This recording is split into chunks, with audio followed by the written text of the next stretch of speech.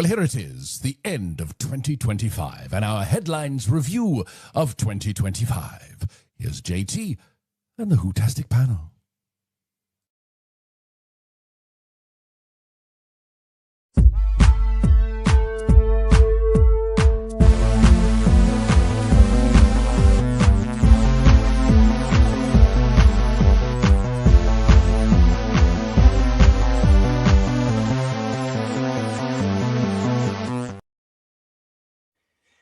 Hello everybody, welcome back to Who's Views, and it is your big show. How are you? We are live on Sunday, the 28th of December 2025. It's just gone 7:30 in the evening here in the UK.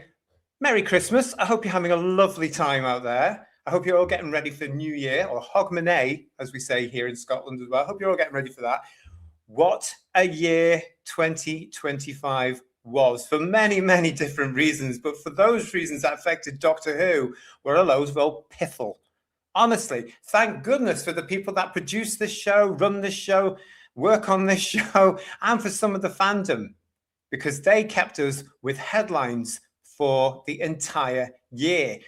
In this show, we're going to be looking back at just some of them, just some of the headlines. We are live, so come into the chat and join the conversation, because we've got a lot to get through. We're going to be looking at the rants of you-know-who. Yes, RTD. The rants of the other one. Yes, himself, Dawson. We're going to be looking at season 2, as they called it. And we're going to be looking at this, 2025, the year Doctor Who really did hit rock bottom. As ever, I am not alone, and by goodness, they've got a lot to say about 2025 as well. It's Paul and it's third Doctor Ian. Gentlemen, here we are then. Good evening. Happy Christmas, everyone. Merry Christmas. Yeah, and the Happy New Year thing as well. Yep. Hogmanay. Yeah. Well, you may say that. I couldn't possibly comment. Google it. I think that's still legal. Yeah, so. Yeah. Bring Hogmanay to your neck of the woods, I think, Ian. Problem Beings joining us in the chat with us, saying hello all, and hope you all had a lovely Christmas. John Roberts is with us as well, saying evening everyone. Hiya Graham 7069, lovely to see you looking well, buddy. Oh, thank you so much, mate. Yes, I really appreciate that. Thank you very much. I'm taking a day as it comes, every day as it comes. Getting there, I think. Hope, fingers crossed, touch wood, and all that sort of stuff. Funky's with us. Hello, Funky1463, the Three Amigos. Yes, indeed. And the Forbidden Man is saying to us, grand Christmas in London, no rain and lots of sun. Well, that's nice. That's good, isn't it? Sheila B. in the Devotions is with us as well. And already here's John Keeley with a super chat. Hello, John. Thank you so much. Good evening, gentlemen. I hope all are well, and a happy new year to you when the time arrives. You too. You too, mate. I hope you're having a lovely festive break. Break, what you want to call it. This is that period of the whole Christmas period, guys, that I am always a bit like, where are we? What's happening? You know, this sort of limbo period. What day is it? Is what comes to mind. It really is weird. Every time. Yeah. We've got a Yeti here from Stephen Bradley. Look, Stephen. That's a good Merry one. Christmas to you. I know you had a nice Christmas. Good for you. It was a terrible year for Doctor Who. Thank God we had the box sets and some great merchandise this year. Well, for me, the box sets, I think, were the pinnacle of the merchandise, as well as the vinyls, which kept busy as well. Yeah. Nothing else mattered, guys. I don't know about you. You did quite well with vinyls for Christmas, third Doctor Ian, didn't you? I did, actually, yeah. The soundtrack for Revenge of the Cybermen. The one for Moonbase, the little boxy set for Moonbase. And, well, it wasn't little, really, because 12-inch, quite big. And the box set vinyl for the Ice Warriors. Absolutely fantastic. Yeah. And really sexy as well. Very sexy. I meant to say that Ice Warriors vinyl you got is becoming rare. It's becoming scarce. Oh. Yeah. So keep an eye out for it. If anybody else wants that. Great sets you've got there. Meddling Funkers with us saying good evening, everyone. And here's Matt. Don't know what he means by this. Matt S3 S90. So we all got an RTD Twink reveal for Christmas. Yeah, we're going to be talking a lot about him in this particular show, as you can guess, really, because he made a complete, as far as I'm concerned, arse of himself all through the year. We've got a lot of stuff coming up through him. Gosh, there's so many. It's not much of a stretch for him, to be fair, is it? Well, several things come to mind there. Can't say it. Can't make the jokes. Can't do it. Hello, Bill Harry. How are you? And Sadeko is saying, is it me or was 2013 the last truly great year for Doctor Who? Well, it's not you, Sadeko. 2013. Yeah, it would have been. Yeah, probably was actually. Yeah. Yeah, because it went downhill after that, didn't it? Really, no, nothing to do with Capaldi, but it did. It went downhill. It wasn't his fault, was it? It wasn't his fault. Definitely not Capaldi's fault. We love Capaldi.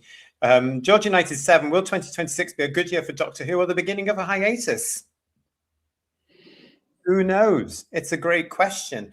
Personally, I know which one I would like. I would like a hiatus because, with this thing, we're going to talk more about it throughout the show, but we do know it's coming back for Christmas 2026. Why? What's the point? There's no audience for it, and it's still got him running the bloody thing. It's just ridiculous, isn't it? It really is. Saying to us, guys, I had a great Christmas because Doctor Who wasn't on. And it's just as well, Raymond, isn't it? Because can you imagine what rating it would have got? For those of you outside the UK that are joining us here, the BBC got its lowest ratings ever on Christmas Day this year. And that was without Doctor Who's help. Exactly. So can you imagine? It would have been the kiss of death if Gatwa had turned up again. It would have gone below the 1 million, I reckon. Yeah, I think you're right. Yeah. There'd have been no carryover from something else, was there? Because, last year you had the Gavin and Stacey thing, you had Wallace and Gromit, and this year you've had nothing. Really? Yeah. What difference from last year? Because they got 12 million for Gavin and Stacey, and I think the highest was about 3.5 million or something this year for some programs. Not a lot, was it? Really? It was The King, wasn't it? Yeah, The King. Yeah. The less said about that one, the better, because he's done some stuff that I'm not happy with here in the UK at the moment, and he said a few things I can't agree with. But yeah, it was The King this year. It was something like 3 million, 6 if you include ITV. It's shocking. Stephen O'Neill's reminding us that if you want to watch some quality Doctor Who, the Eden channel is showing the 3 Doctors, Frontier in Space, and Planet of the Daleks in the new year. Wonderful. Lovely. Wonderful stuff. Yeah. And Planet of the Daleks, a special story for you, Third Doctor, Ian? Absolutely, yeah. And the second half of Barry Letts's equivalent of the Dalek Master Plan, really, wasn't it? With the first 5 and a bit episodes without any Daleks at all, but with the wonderful Draconians. But yeah, Planet of the Daleks, my all-time fave, really. Yeah, my guilty pleasure. Definitely worth sticking with Eden. Absolutely fabulous, especially if you're off this week as well. I know a lot of you will be back to work already, but if you've got any time, go and watch Eden. It's great. And Sheila B. and the Devotion to Say, my daughter gave me some countdown comics from 1971 for Christmas. How wonderful! Oh, nice, lovely. Wow, that is wonderful. What a Can I ask any viewers? Do the viewers know when the bins go out next? I'm not sure. I've lost track. Just copy your neighbours. That's what I do. Appear out and actually, I have to be honest. Oh, I better say hello to my neighbours in case some of them watching, because sometimes they do, So if Molly is tuning in, thank you, because for the last several weeks she's been taking my bin out for me, God love her. Oh, that's lovely. Because I can't manage it. So thanks, darling. Isn't that great? Stephen Braddock is saying RTD equals ruin the Doctor. Can't argue with that. Yeah, that's a good one. That is absolutely great. And Meddling Funk saying my grass has been loved this year. It's never been touched so much. We'll move on.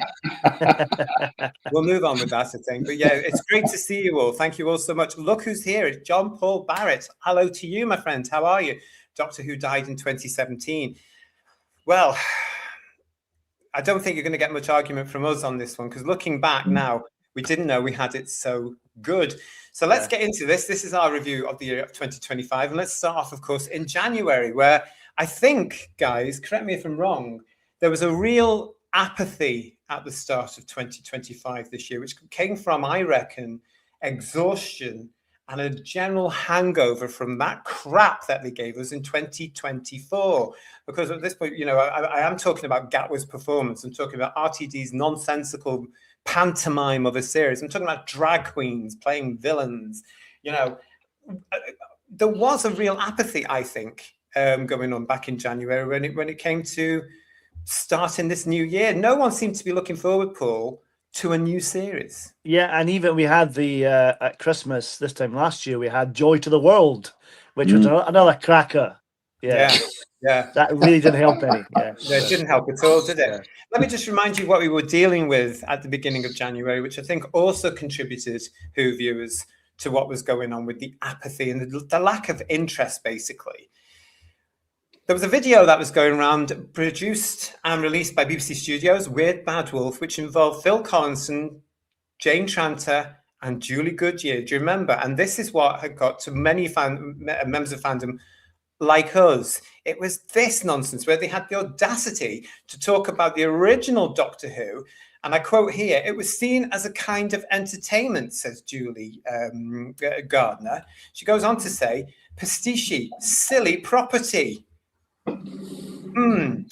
Which is absolutely what had happened to the show in the 1980s, goes on Phil Collinson. Do you remember this, guys? The three of them were genuinely slagging off proper Doctor Who, without whom they wouldn't be sitting there on that ridiculous unit set, having just produced a terrible series, Paul, for Doctor Who, Gatwa and RTD. Well, they certainly know how to do a pastiche, don't they? Because their Doctor Who's a parody of Doctor Who, wasn't it? Let's be honest. I mean, really. Yeah. I think Rod Hull and Emu's Dr. Emu was more. That's canon, Ian. That's definitely canon. Yeah. Well, that was more in keeping with actual Doctor Who than anything that Gatwa was. And if anybody's never seen it, just go to YouTube and look up Dr. Emu. Two wonderful stories with the deadly dustbins. But even the stuff that's on season 13, Ian, is Dr. Y, that maths program. You watched any of that? That is wonderfully pastiche Doctor Who, but better than this crap. Yeah. It was just so tone deaf, wasn't it? Three arrogant dickheads just sat there thinking they were obviously legends in their own mind. Yeah. And they just sat there. Thinking that they're absolutely bang on, and yet they were the most way off they could possibly be. And it was just the fact that the fact that the BBC gave them the equivalent of online airtime was just further embarrassment, really. It was a horrendous start to 2025 with that. It was absolutely awful. Yeah, but it was just the way. And I remember when we spoke about it here on Headlines, it just smacked us all down. I mean, what a stupid thing to do, to alienate. I mean, that's what they've done. They've alienated millions from the fan base for this mythical audience they think they've got. You know, the pronoun brigade. You know, the TQ cult, basically, and they're trying to get them and keep them as you know, we saw in that fish thing that's just been on. You know, part of it was all about that, wasn't it? But it just really, really didn't help after you just presented us with 9 absolute crappy episodes where we actually couldn't even spot the Doctor. The only thing we recognised, as I think we were all agreed to, views, the only thing we recognised in this new RTD2, and including the Tennant crap in this, was the police box. And even that's been changed. We've got Darren here, Darren M. Hambro, Couch, sorry. Thank you for your super chat, my friend. How are you? As much as we've got our opinions on Gatwa, a program lad reportedly left the show due to mismanagement of the production team. Totally. And I think that's going to come out as we look at the review of the year here, because we're back and forth with different stories here, Darren. So yes, we are blaming the production team just as much as we are blaming RTD and Gatwa. I think the sad thing about this is they're criticising 80s Who. But Doctor Who is in a worse state now than it's ever been due to their mismanagement of the series. They cannot compare or hold a candle to any of the weaker 80s stories because it's not Doctor Who at all, you know? No. Well, as we said before, Paul, and as I've said before, guys, I will never, ever, ever slag off the Twin Dilemma or Time Lash or Time Flight ever again, because I recognize it as Doctor Who. It still has that feel of Doctor Who. Might not be the best ones. It's certainly not up there with the Case of Androzani or Genesis of the Daleks or the Green Death or anything like that. But it's still, I still see the Doctor, you know, and I still feel the production of Doctor Who. It's still there. They're talking, aren't they? They particularly hone in on the 1980s. Don't they? They hone in on the 1980s. And yet, with the 1980s, you've got Logopolis, you've got The Visitation, you've got Earthshock, you have the Caves of Androzani. You know, so when they say a blanket comment about the 80s, they're talking about that kind of stuff as well. But even on its worst day, it got higher ratings than any of Gatwa's did. By an absolute I mile. think time flies are around about 10.5 million or something, so they can Yeah. put that in Yeah. their pipe and smoke it, you know. Yeah. Yeah. And they couldn't Well, even they've been dream that. They were smoking getting, something, haven't I certainly have. yeah, they were getting around about, let's be generous, 2 million. they? Yeah. 2 million they were getting, and they had more money than Doctor Who's ever seen ever. You know, that's what really, really, to this moment, as you can tell, pisses me off. What a waste of time, effort, and money. We've got here as well, Kerr Avon is joining us. Hello, mate. I have now finally managed to watch the 60th specials. Whatever for. Granted, not perfect, but they were a lot better that came afterwards. Though they were a lot better that what came afterwards. Well, only partially. There was still a load of rubbish. I'll never forgive RTD for what he did to the Star Beast. Yeah. Bastardized it and watered it down. If he was going to do it, if you're going to do something like that with a classic story like that, which is treasured by millions, you do not mess with it. I will never forgive him. That's one of the things I'll never forgive him for. The destruction of Doctor Who is the other one, of course. Margie 75, hello, lovely. The three morons have some cheek to trash classic Who.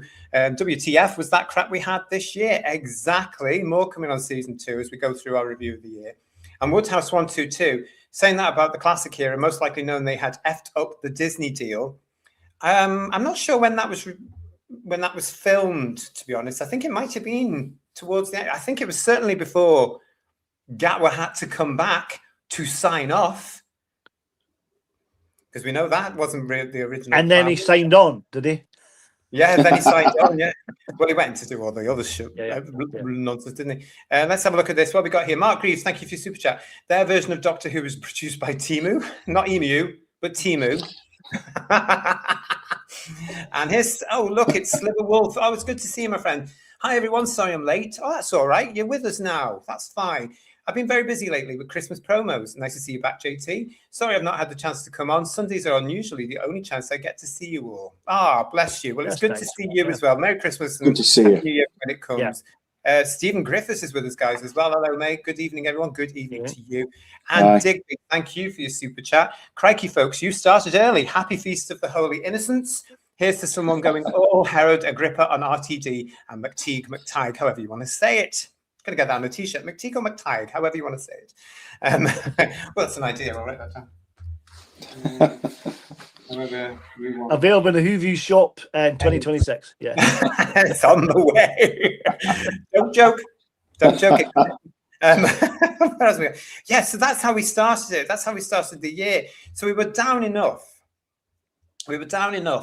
And then we're reminded of that with these three people that should know better coming out and saying, oh, the original Doctor Who was rubbish. And therefore alienating more of the fan base. So it's no wonder that loads of them didn't come back for the robot revolution in March. The weird thing about it is when they started launching New Who originally back in the day in 2005, they managed to find a way of being positive about the weaknesses of classic Who, if you see any weaknesses, and they managed to turn it on its head and make it a positive. And they're really good at making it sound like a whole program that ran through the decades. That documentary they did about the history of Doctor Who before Eccleston did Rose was a great documentary and really sold the love of Doctor Who. And Russell was always singing its praises, and now it's the other way around. I mean, when they started off with that bloody awful Davros with legs thing, Davros Gate. I mean, that's when it all started. We're just going to take the mickey out of Doctor Who. It was awful, you know. Yeah, and we sort of did know then that this wasn't going to be all plain sailing, wasn't it? Back in 2023, but certainly 24, and certainly what happened this year with the episodes they presented this year, really did go hell for leather with it. Woodhouse 122 saying, calling 80s Who pastiche and then ripping off Omega and the Rani in their awful episodes. Yeah, and don't forget, you know. The Rani was shocking in this series as well. Absolutely. And it's such a shame because what a waste of an actress. I think, to be fair, I think she was good for the little screen time she had when she was used a little bit well. She was brilliant. I'll give her that. She's a great actress, though, as we know. You know, she's absolutely brilliant, you know. And I was quite excited when I knew she was coming into Doctor Who. And we sort of had said amongst ourselves, oh, she's got to be playing the Rani. What else is she going to be playing? But even that was RTD pandering. Because remember, we reported here on Headlines, the only reason he put Omega and the Rani into the series was because a minority of fans have been going every single bloody year since, 2012 or whatever. oh, the Rani and Omega are going to be in it this year. That's not how you run a TV show. Yeah. Yeah. We've got Rory Neal with us, guys, saying the 80s was okay at the start. They're talking about the Baker years. I just think we're talking about Doctor Who in general for that time, and they had a bloody cheek, a real cheek, to actually talk about it in that way. I think absolute nonsense. Lots of you in the chat with us. Hello, Julianne. How are you, lovely? She's saying to us here, guys, the arrogance of a group of talentless charlatans that produced the worst, most poorly received, lowest viewing figures episodes of Doctor Who ever. Well said, darling. Well said. Yeah. And they were arrogant as well. I think arrogance is the absolute word for it. I mean, you know, I've got lots more, but I don't want to get us demonetized, so I won't say them. But the arrogance one is definitely the one there. You know, it is just sitting there. Pompous arrogance is just unbelievable. No, it totally is. And they've just had, and we throw RTD into the mix with them, plus everybody that's worked with them, they've just had the most spectacular fails ever. We're talking about the first series, we're talking about the series that aired in 2025, and we've just done the Fish thing as well, which wasn't a spectacular success like they want us to think. Have you seen over the Christmas period, guys? They've been saying that the war between the land and the sea was a spectacular success. That's one thing I saw. You know, it wasn't. It was getting the same, if ratings more or less as Doctor Who, anywhere between 1.9 and 2. Yeah. You know, the same thing. That's your audience you've got now, you idiots. The millions have gone. The public has gone. You know, it's shocking. It's sad. The thing about this, nobody wanted a unit spin-off really with the Sea Devils in particularly. No. And they never had any kind of room between season 1 and 2 to readjust how it was being perceived, because like you said, they were arrogant and they produced everything all at once, and then that was it. And they didn't take any feedback at all, did they, from the audience saying this was rubbish, or just look at the viewing figures. That's only not even 2 million, and you're doing a second series. I mean, what's going on? You know. Exactly, absolutely, exactly. Small goaters with us saying, I don't know where they could even go now. Merge Piper and Tennant, 2 Doctors into new one, and keep whining about being the last of the Time Lords for another 20 years. I guarantee you the big mistake will be, because the problem, one of the many problems I've had, guys, with Reboot Who is the soap elements and the fact that everything has to tie together. RTD stuff was continued by Moffat. Chibnall continued one big thing. So the Time War ran through it all. Do you know what I mean? Continuity was so important to them all. They wouldn't do anything to harm it. You can just absolutely guarantee that 2026 they're going to get Piper back. Yeah. And it's going to be her. You know, I reckon they'll get Tennant back as well. I know everyone hates Tennant, but I bet he's back as well, because it'll be him and Piper together, and there'll be some idea of that, like someone suggested there, but they'll be merged together or something like that, and it'll be some kind of way of continuing it. And the 14th Tennant's new one will be the next of another regeneration into the next one, you know, and then they'll try and just gloss over Shooty if they can, hopefully. And even then, I don't really care, to be honest. But yeah, I'm sure it wouldn't be the first time he's been glossed over. I'm sure, yes, yeah. I mean, no, I mean, it's just this is where we're at now, really. And they're bringing it back. The BBC Studios are bringing it back for Christmas 2026, and only a minority want it, because the rest of us don't. We're over it. You know, we're going to be talking about that and the attitude of fans like us and fans like them. We're going to be talking about that through the show. But even before, guys, the series had started to air at the beginning of the year, we were seeing headlines like this. Is Doctor Who doomed? This particular one was from The Guardian. With record low ratings and Ncuti Gatwa rumoured to be departing, the Time Lord faces an uncertain future. Could this be for good? You know, we've got this as well. This was everywhere. This was starting to creep up. Do you remember, as the Robot Revolution was coming on, there were rumors going on that Gatwa had gone. There were rumors going on that the show was coming off air. There were rumors going on that the Disney deal had been done, which, you know, we tried to be on the fence about, but it was very clear as the series went on. Yes, I'd walk away as well. Disney have gone. You know, it's pretty obvious. But it was quite unusual that as the series was airing, do you remember also that we'd reported back at the beginning of the year of reshoots? Yes. Yeah. And now we know what they were. No, I think Disney left after the Church on Ruby Road, to be honest. And if I was Disney's accountant, I would have kept your receipts and half your money back. Honestly, it was ridiculous. It was probably quite useful for Disney, really, because it would allow them to do a massive tax write-off, wouldn't it? Yeah, Because they yeah. can flag that up as an almighty failure, because it didn't chart in the American charts at all, did it? So they could say quite happily, here's 100 million tax write-off. They've probably saved quite a bit of money as a result of this dalliance with Doctor Who. But I think you're right, Paul. They probably did see straight away that this wasn't what they were looking for. It'd be interesting to know what version of Doctor Who they had in their heads. It'd be interesting to know whether or not it was classic mixed in there as well, perhaps. And they thought maybe with a decent modern budget and some foresight, but obviously they didn't realise that somebody would use it to pander to a certain agenda, which they absolutely did in spades. Yeah, I wonder what Russell sold to them as his vision of Doctor Who, because, like you say, I don't think they got what they asked for or what they expected. No. And they must have had some idea what the show was like, because it obviously has got a huge legacy. They must have some idea about it.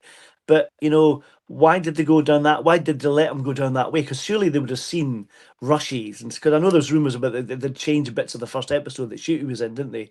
And they had extra bits because he wasn't in it enough or something like that. Why they didn't kind of have more of an input into that to make it work, I'm not quite sure, Yeah. I mean, I don't know if we're ever going to find out now. There was a time where you would find out things years later, wouldn't you, about Doctor Who? But now, because it's in the hands of private businesses, you might never find out unless somebody comes out who was involved with the production and writes a book or does an interview. But where would you go these days? I'll tell you where you'd go, here on Who's Views, because you couldn't go to Doctor Who magazine because they'd edit you. Yeah. Because they've got to stay up the arse of RTD, no pun intended. But they really do. If there's room.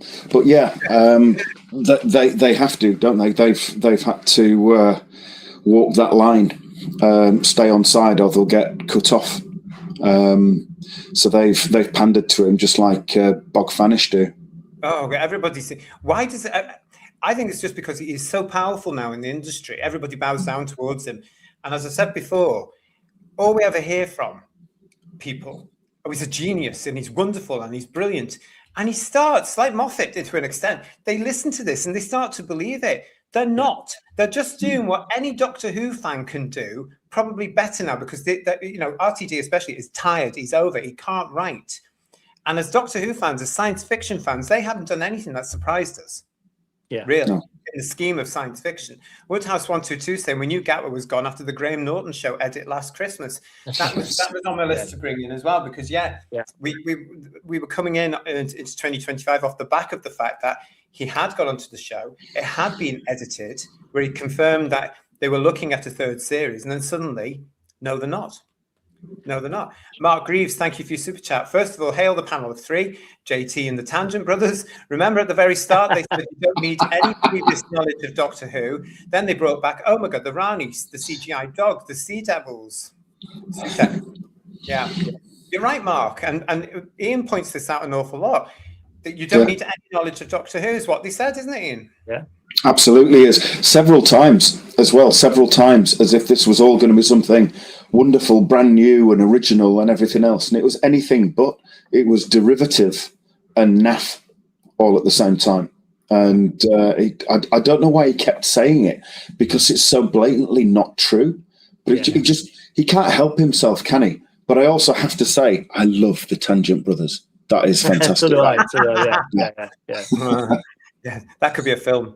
I was going to say the interesting thing about the Graham Norton interview that he did, that was broadcast at Christmas time, wasn't it? I think, but they would have filmed it probably September or something like that, wouldn't they? Because they don't record on Christmas Day, do they?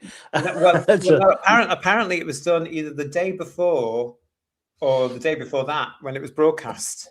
Oh, really? So it's quite near to transmission. It was quite near to transmission. Yeah, it was at least a day or 2 days before. The Doctor Who people got wind of it because they had to look at it or something like that, apparently, and they edited it and they said, no, we can't have that now. That bit has to be edited. And so I wonder what changed. What changed between that interview, announcement, and him leaving in a short space of time, obviously. So, Well, it's because obviously they knew that Disney were pulling out. yeah. They hadn't told Gatwa by the time he goes in front of Graham Norton. So they have to tell Gatwa, this is why I'm thinking, everybody. Yeah. You can go along with this if you want, but I'm looking at the timeline here at the beginning of this year, 2025. So he comes off Graham Norton. He gets told, oh, we're having to edit your conversation, your interview, because of this. Disney have pulled out. Next thing, he's gone to his agent and says, get me out of this. He only had an option for the one set of episodes 2 years anyway. He didn't have to come back, but he must have thought, without Disney, what's the point? I'm off. That's how I'm reading into it. I'm going, because then we heard, as we reported here on Headlines on Who's Views, that there were reshoots going on.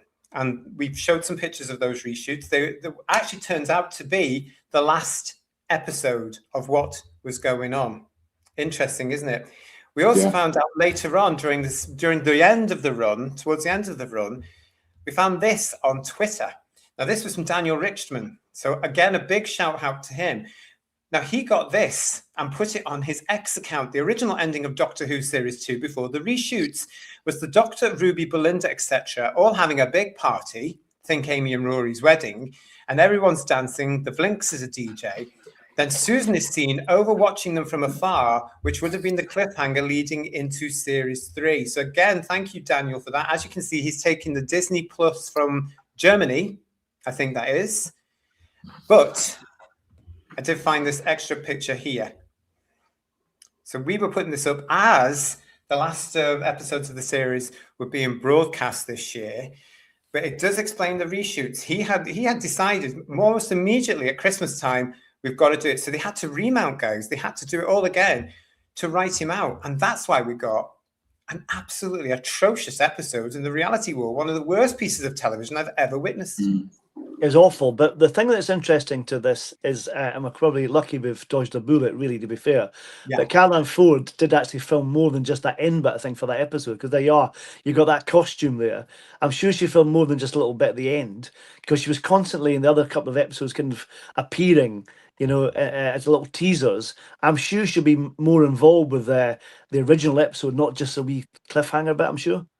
Yeah, oh, well, she was, wasn't she? Yeah. I mean, he built her up. I mean, how many episodes did she appear in? She was in the Eurovision Song Contest one, which I didn't watch. Yeah, and then she was a little bit in the first episode with the Rani, and then she'll be more in the last episode as well, probably if what the rumours suggest. Yeah, and as you say, in costume, because this was obviously again recorded in 2024. As part of the filming for the behind the scenes show or the backstage show, whatever that was called. Yeah. Can't remember. But obviously that was taken out again, edited, because it didn't happen. It's so ridiculous though, isn't it? With all these silly bits dropped in that go absolutely nowhere at all. There was loads of them. And we saw it in the fish thing as well, didn't we? With her changing gender and suddenly developing gills and all this bollocks. It just gets added in and it goes nowhere. And it's clear he doesn't know what he's doing. It's clear that he can't write, and it's clear that he can't ever do a satisfying conclusion. Yeah. But he's left so many plot points. It's crazy, really. Yeah. But and what worries me, Ian, he keeps getting work. What worries me, Ian, is at some point he's going to have that OCD need to explain it all. Yes. Yeah. And I'm sure that's going to be Christmas. When you get all this, as if anybody's going to be interested in anything that happened in 2023, 24 or 25. Nobody was watching anyway. And I'm calling it now 2 million for the 2026 episode. If they're lucky, I'd say 1.9 to 2 million. I'm calling it now. Mark my words. Let's see what happens as we get through this. Gatwa was doomed by dancing in a kilt and mavity. And Mark Greaves is saying to us, oh God, I totally forgot about the Belinda character, resting bitch face, waste of time. I've forgotten the whole series, guys. I just, it was just forgettable television. It didn't do very well with us at all, did it, on this channel? Oh, Belinda was just annoying anyway. I thought, she's a really good actor and wasted potential, but she came across as really irritating, didn't she? Having a feisty companion's one thing, but they have to be likable as well, you know what I mean? So, yeah. Yeah. Yeah. Well, as the series started to broadcast, there were rumours, as we all know, everybody, about the fact that Gatwa had gone. The reshoots were including a regeneration, which was supposed to be a surprise, but we sort of knew it. I remember saying here on Headlines, look at that trailer. The Doctor Who logo is regenerating again. There's the regeneration energy that they used when they used it for the 60th. And here it was again. So they were sort of trying to be clever, but it was all out there. But there were other things that were out there, like this headline that came through from the Mirror. Doctor Who's next 2 series have already been written despite Disney funding cuts, which scared the hell out of all of us. Despite a big pause until 2027 to allow for the next run to be filmed, Doctor Who will not end with the current series, as has been rumoured. Now, that from the Mirror came from a BBC source. So here were those BBC sources coming out gently to say, no, it's not coming back. Is that the Janny, the BBC we're talking about? Yeah. I just don't understand why all through the year, Paul, they weren't honest with people. They just weren't honest with fans. They should have just told us, because nobody really cared. Yes, Disney has gone. Yes, there's going to be a small break. Why weren't they adult to say, just have the Doctor regeneration and then fade to black like they could have done with Jodie? They made the same mistake again. And because they hadn't cast anybody else because of the timing, no actor is going to say yes to a job in 2024 to early 2025 and then come back in 2026 for a one-off gig. No actor's going to commit to that. No. He was desperate enough to go to Piper.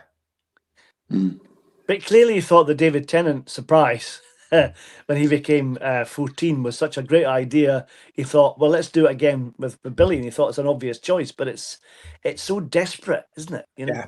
There's no care or love from these people anymore. Yeah. I've said it before. I'm going to say it again, Who's Views. This is the feeling I get. These people just don't care about the show. They're just keeping themselves in a job. They don't care. Writing scenes. Don't care about it anymore.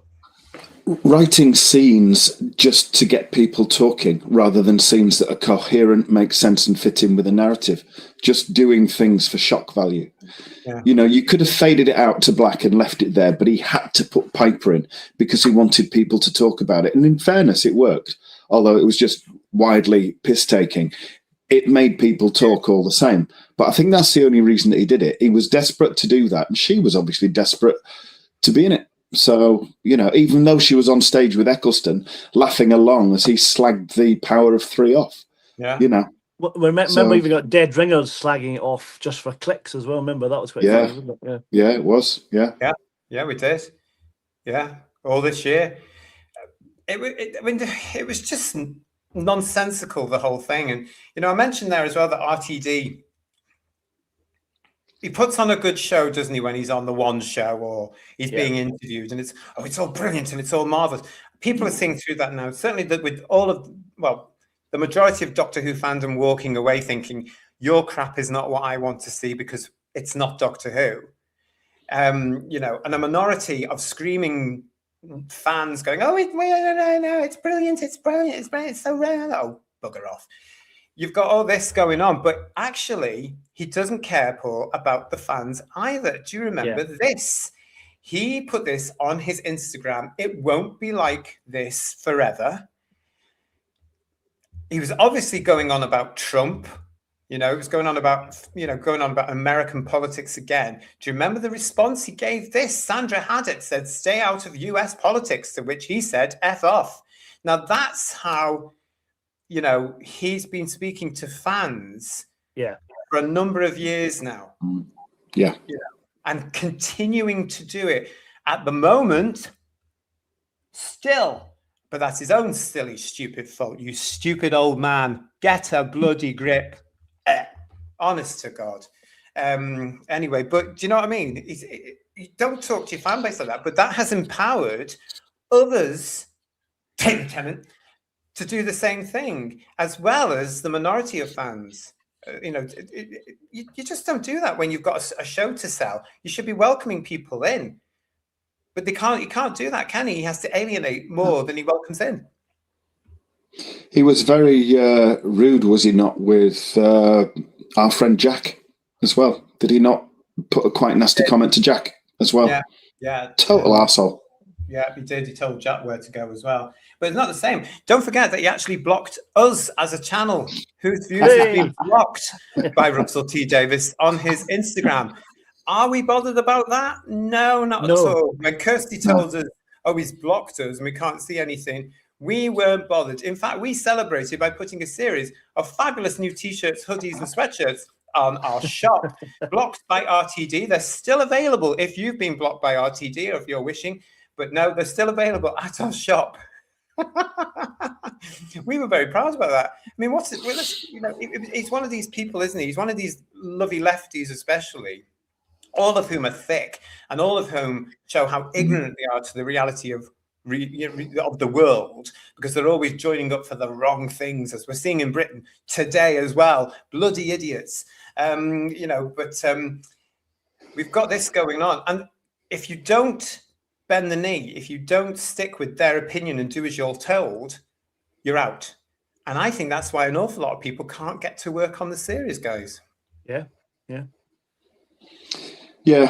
He's very selective, isn't he? And he just goes to people that speak his language and follow his agenda, and anybody else, especially if they're more talented, which is about 98% of anybody that can write for television, they're not going to get a look in because he feels threatened, and that goes right back to people that we've talked about, like Rob Shearman, countless times before, and obviously others as well.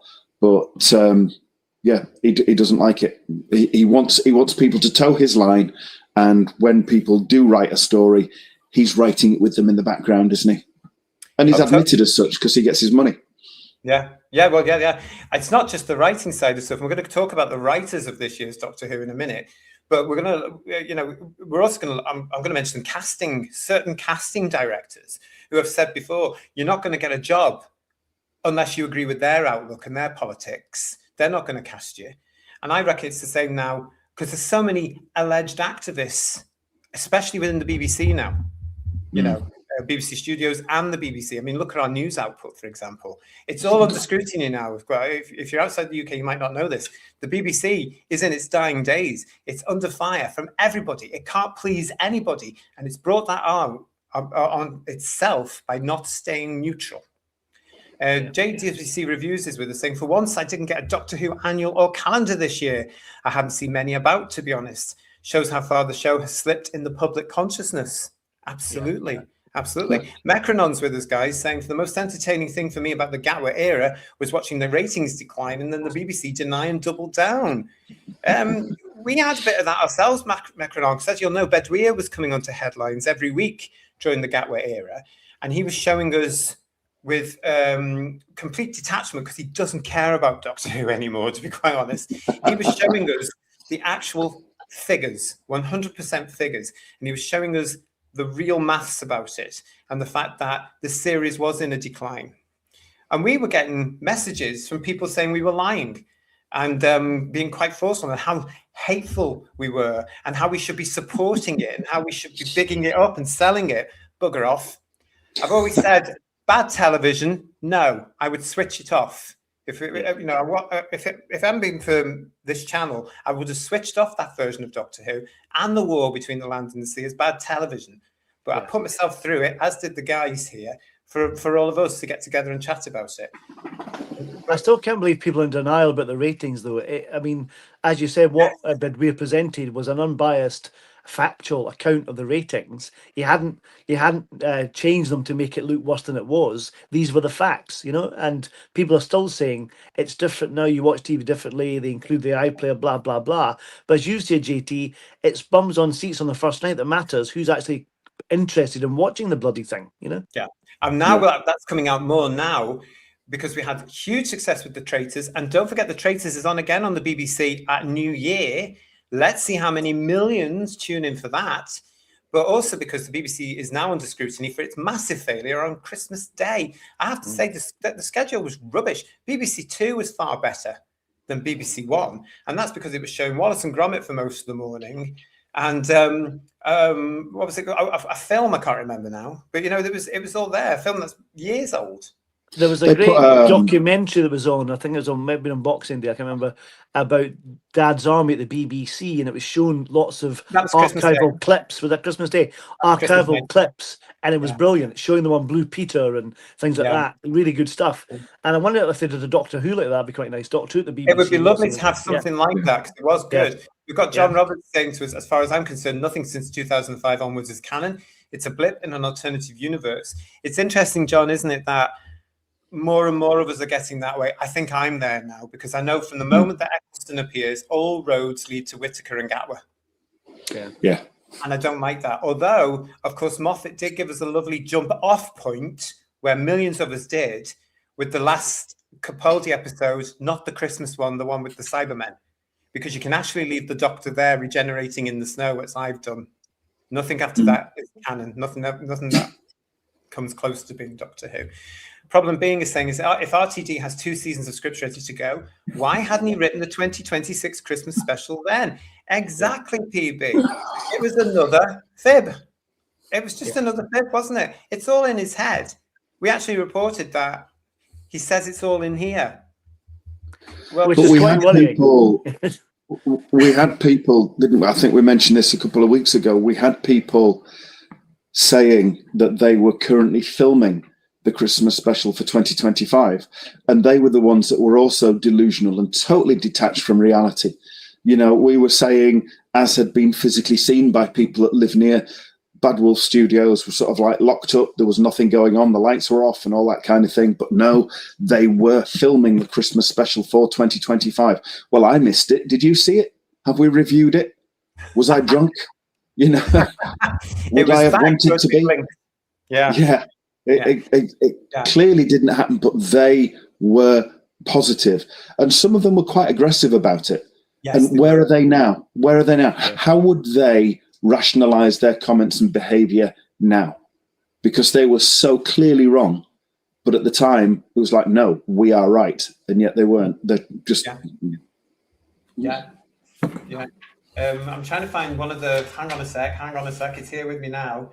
No, that's not it. Oh, I can't find where it is. I did have a name of one particular guy that was coming on our shows and telling us we were wrong and that it was all going ahead. Yeah. Was it Dark Light or something like that? Happy Christmas and Happy New Year to you. I know the name of the person if you want to mention them or not. Better not. Okay, fine. All right. I don't know them personally, but I've seen their channel. But yeah, that particular gentleman was actually going quite a lot about what his knowledge was of upcoming future Doctor Who. Yeah. American gentleman. Yes. Yeah. Yes, I know exactly the one you mean. I mean, these people, you know, no disrespect, but you're not even in bloody Britain. How would you know? No. We know more about it. You know, we've got people who work in the industry, and even they weren't hearing anything. So don't come to me and tell me, oh, I've heard this. You're telling a fib. It's a case of, like Ian was pointing to there, it's certain minority fans wishing something into existence, and it didn't happen this time. You didn't rub your magic lanterns fast enough, you idiots. Davey B96. They're always doing that. Yes, that's the only thing Rubbing they can. something anyway. Yeah. Evening, chaps. Evening, Davey B. Can't wait until this is over and we can start the year talking about Classic Who and carry on again. Yeah. Oh, Yeah. yes. All coming up for you. Stay with us, Davey B, because I've got some news for you a little bit later on in the show. You're Robert Payne joining us saying evening. Hello to you. What else we got? Stephen saying to us, Stephen Braddock saying, I'm really scared about what RTD is going to do next Christmas. I'm worried he'll salt the earth on his way out. Don't know what that means, but thanks, Steve. And Trying to Stephen sterilise it. It's like a scorched earth policy. If he can't carry on with it, because he is leaving, isn't he? Apparently, wasn't George saying last week that it is supposed to be his absolute final thing, but he could just go all scorched earth and destroy it.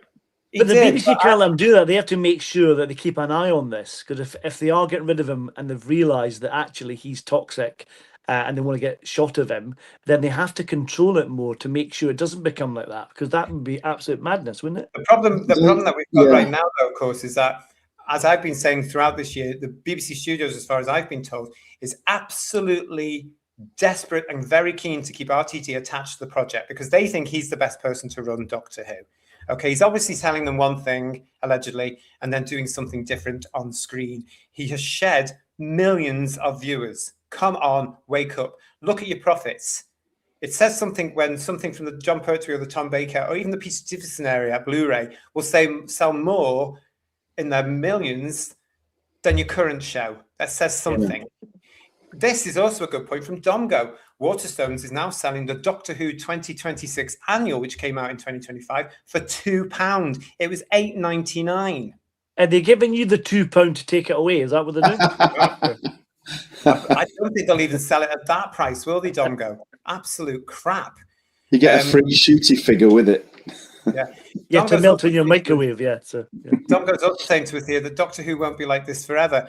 Sadly, I think it will be. The state of the show business industry now is a place where I don't think Doctor Who can be produced properly because they just won't do it the way we want it to be or know Doctor Who should be. They are terrified for some reason to just produce a show which is based around science fiction. Yeah, and that came out with Series 2. Did you spot the science fiction in Series 2, everybody? I don't know why they decided to go down the road of pure fantasy because that was just a bit meh, wasn't it, to be honest? Yeah. Yeah, I think, wasn't that? I mean, let's be fair. Hi, Jack. They went that way a little bit, didn't they, with Moffat and the Forest of the Night, where right at the very end, everything disappeared in little golden pixie dust. And then that child that had been missing for years appeared behind a bush, hiding by a wall that magically disappeared into pixie dust. And it was just like, this is fairy tale bollocks. This is real, absolute dross. And then they've just picked it up and run with it. And I think it allows him as well, if he's going more into sword and sorcery realms, then it gives him that opportunity to do stupid stuff, wave a magic wand, and it's all set right again. He doesn't have to make sense anymore. Not that he makes sense much anyway, but he doesn't have to make sense anymore if he's always got that little magic MacGuffin that will just sprinkle fairy dust and everything's back as it was. It still have to be explained, though, doesn't it, in some way, even if it's a kind of fairy tale, like the Madity thing and stuff like that, and all that kind of nonsense. I mean, likewise, so it said about the fishy thing about the gender change and the gills, all that. You have to explain it in the narrative, regardless of whether it's fantasy or not, don't you? Let's be honest. Yeah. And this is one thing that came through, both in Series 1 and in the 2025 series that we were put through. And you can see this, of course, on our reviews of the 2025 series. But there was no coherency at all. Now, one of the criticisms from the first series that RTD had to deal with was from his own people, his own same thinking, groupthink people, because he was accused of not being diverse and inclusive enough. And if you remember, towards the end of 2024, the middle of 2024 rather, he said, don't worry about it, it'll all be fixed in 2025. So when it was announced who was writing for Doctor Who 2025, or more importantly, had written, because it was all in the can at this particular point, none of us were surprised. They were, of course, well-known homophobe Juno Dawson, Inua Ellams, Pete McTeague, and Sharma Angel Woolfall. So there's all the boxes ticked there, guys, eh? That was rubbish as well, though, wasn't it? Because he was the one that was he didn't. I don't think he got criticism. He was the one that was criticising it for not being diverse enough and saying it would be dealt with. But as you've said, they were already done, written, and filmed, so it had already been addressed. He was creating an issue that didn't exist, and then saying he'd solved the issue that didn't exist, and trying to make himself look fantastic, Yeah. And for somebody that likes diversity all the time and goes on about diversity, why are all the regenerations the bloody same? It just struck me the other day. They're all the same, but he loves diversity, doesn't he? But it's always the bloody same. Whereas in the classic series, it was always different. Yeah, well, that's what I miss so much. Well, I miss everything about the classic series. Yeah, I miss the storytelling for one thing. I miss the monsters. But the fact is that the producers would say to the directors, oh, you've got the regeneration story, do what you want. Yeah. You know, and that was great. And we know that from Graham Harper, don't we, back in the day? But now we get this routine, this whole fiery, it's so boring. 20 years of this nonsense. The nearest we got to a similar one was probably the Hartnell Troughton one and the Pertwee Baker one. That's very similar in terms of that just crossfade thing, you know. But the rest are more unusual, aren't they, after that, you know? Yeah. We've got Mark Greaves for a super chat here saying, JT, new merchandise line. Whose views jackets for the deniers? They tie at the back with your faces on the front. Let's make a note of that. Coming your way in 2026. That could be. You get no commission, but thank you very much. Yeah. The diversity thing, though, that irritates me is I'm all for people having opportunities, give people chances, but if they can't do the job and can't write, why do they get the job? I mean, the one that was set up, the story in the engine thing, the one that was set in a bar, that was the most boring episode of Doctor Who I've ever seen. It may have worked in a play in the West End, fair enough, that's fine, it's great, but it's not Doctor Who. Well, that's what it turned out, Paul. Remember, that's what we said. The guy that Funky, thank you for your super chat. First Sunday for a month of being able to enjoy fish. And Kirsty is with us. Hi, Kirsty. What episode did Sharma write? I can't remember. I don't know, but oh god, was it the well? Was it the well she wrote? Yes, co-wrote the well. I think it was. Yeah. Paul's paying attention, everybody. And Inua Ellens wrote the one you're talking about now, the story in the engine. You're absolutely right. It was totally not Doctor Who and totally boring. But we found out as we reviewed it and also did some headlines around it, he basically took it from his play, didn't he? Which was set in a barbershop, and took the same premise of it and put it into Doctor Who. That's just lazy. He didn't even bother to think, Inua, if you're watching, you didn't even bother to sit down and think, what's Doctor Who? It's obvious none of these new writers, who I'm going to say right now, were only picked for DEI purposes, went and looked at Doctor Who. You know, what was the point of that whole barbershop thing? It was rubbish. And of course, it had a fan-pleasing thing in it, Paul, didn't it? Again, because it showed previous... Well, that woman was in it. Yeah, and there were flashbacks of other doctors as well. It was like, God. It's like, how many times can you do this? You know, it's like, please give it a rest, you know? In a series where you don't need to know anything about it. Exactly. Yeah. Exactly. No wonder the great British public, and probably... because I don't think we'll ever know the real numbers for Disney, but probably the worldwide public have gone. They've got better things to do, more important things to worry about, people to argue with nutters flying flags in the air. You know, that's more important in our lives now, rather than who's played the Doctor before. And the fact that this series really, on many fronts, Whose Views, as you'll know, annoyed me so many times. But to actually do that, to bring... Joe Martin, wrote it down this time, Paul, to bring Joe Martin down just to prove a point again. Yeah. To acknowledge an era that hadn't been successful, when they had the chance to do it again, to reboot it again, to make it brilliant again. No, again, this is what I mean. RTD had to bring her in. They've also doubled down on that by saying, of course, she's the first incarnation of the Doctor. And Russell went down to even call her the mother.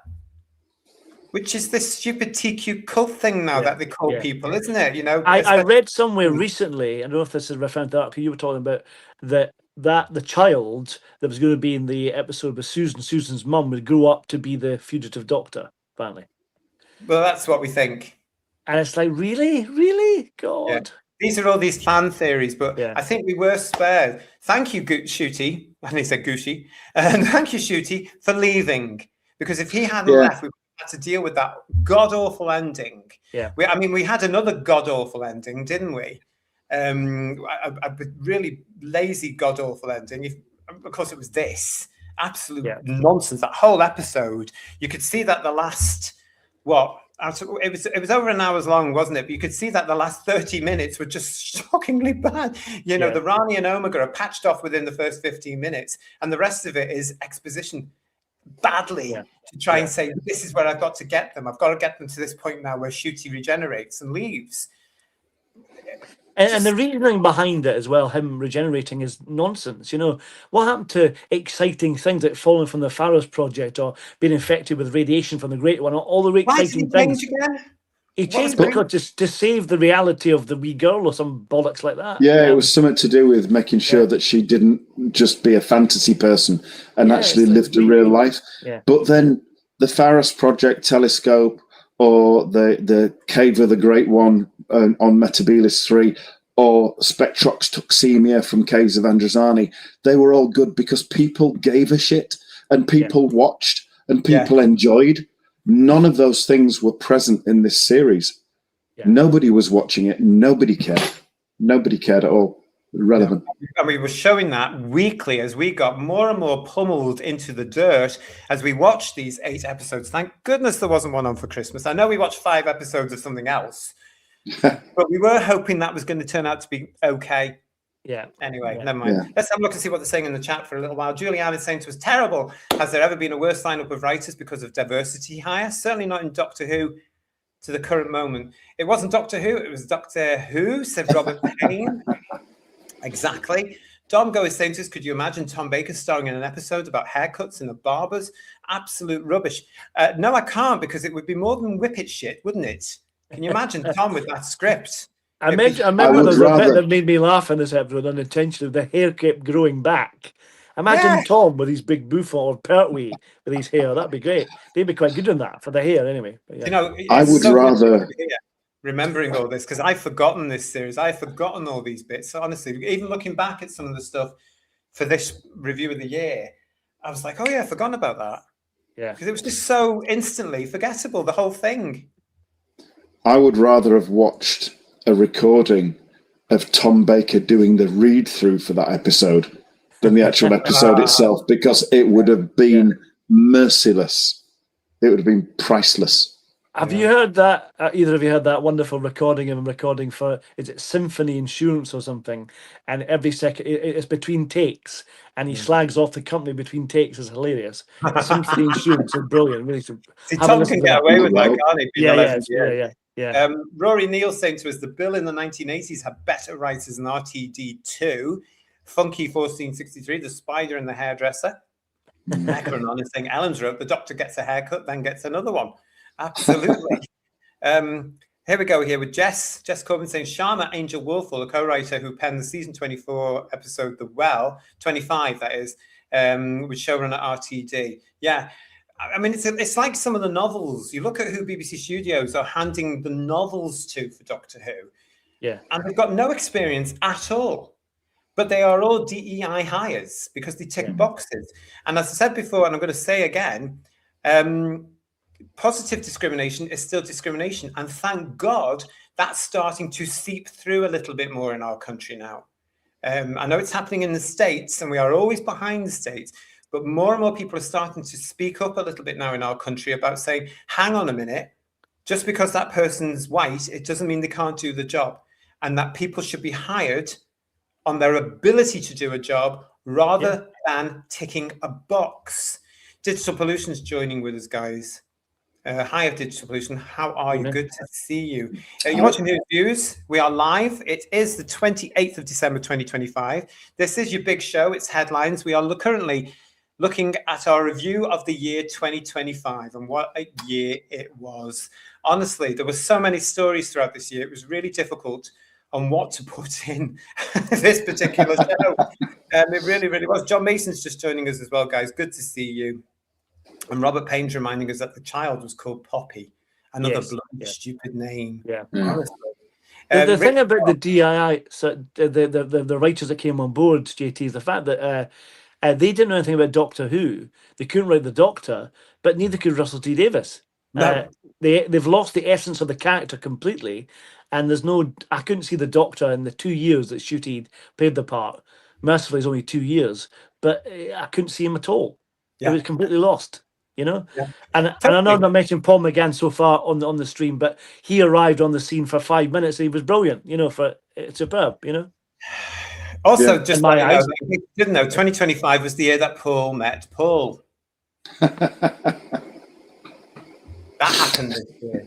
What have we got here? If gender and race doesn't matter, says Rick Sword 616, then why are they all hell bent in swapping both in the first place? Exactly. Exactly. And of course, the gender change of our favorite Time Lord and in our favorite show was totally unwanted and unnecessary. If they wanted to, well, I still say they should have ended it with Capaldi sailing off into the sunset and given it a rest for a good few years. Honestly, that would have been oh no, we're going to get rid of Capaldi, we're going to bring in a woman and the ratings are going to go sky high. Yeah, that's where the rot set in, and it's there to this very day. Yeah. I think the thing is as well, the New Who, what they do quite a lot, had done quite a lot. Although like Capaldi did 4 years or Matt Smith did 4 years, only 3 seasons, they were never around enough on telly to make an impact, really. Like Pertwee and Baker did or Hartnell Troughton did. They weren't around long enough in airtime and screen time to actually grab the audience, and that's part of the problem. And Regeneration now, I've said this many times, have become so trivial, they've ruined the concept of it completely. Well, you would be there so consistently over time that you would seep into the public consciousness, wouldn't you? Yeah, People would just be aware that you were the Doctor. Now, if you said, who's Doctor Who? A lot of people would say, what? Who? I don't know what you're talking about. And other people would say, oh, I can't remember. It changes every 2 minutes, which bears out your point, Paul. Absolutely. Yeah. Well, totally. But it's also the fact, the fact is you're not getting as many episodes now either. We had 8 per year. 8 one-hour episodes where they didn't bother, like with the fish thing, with characterization.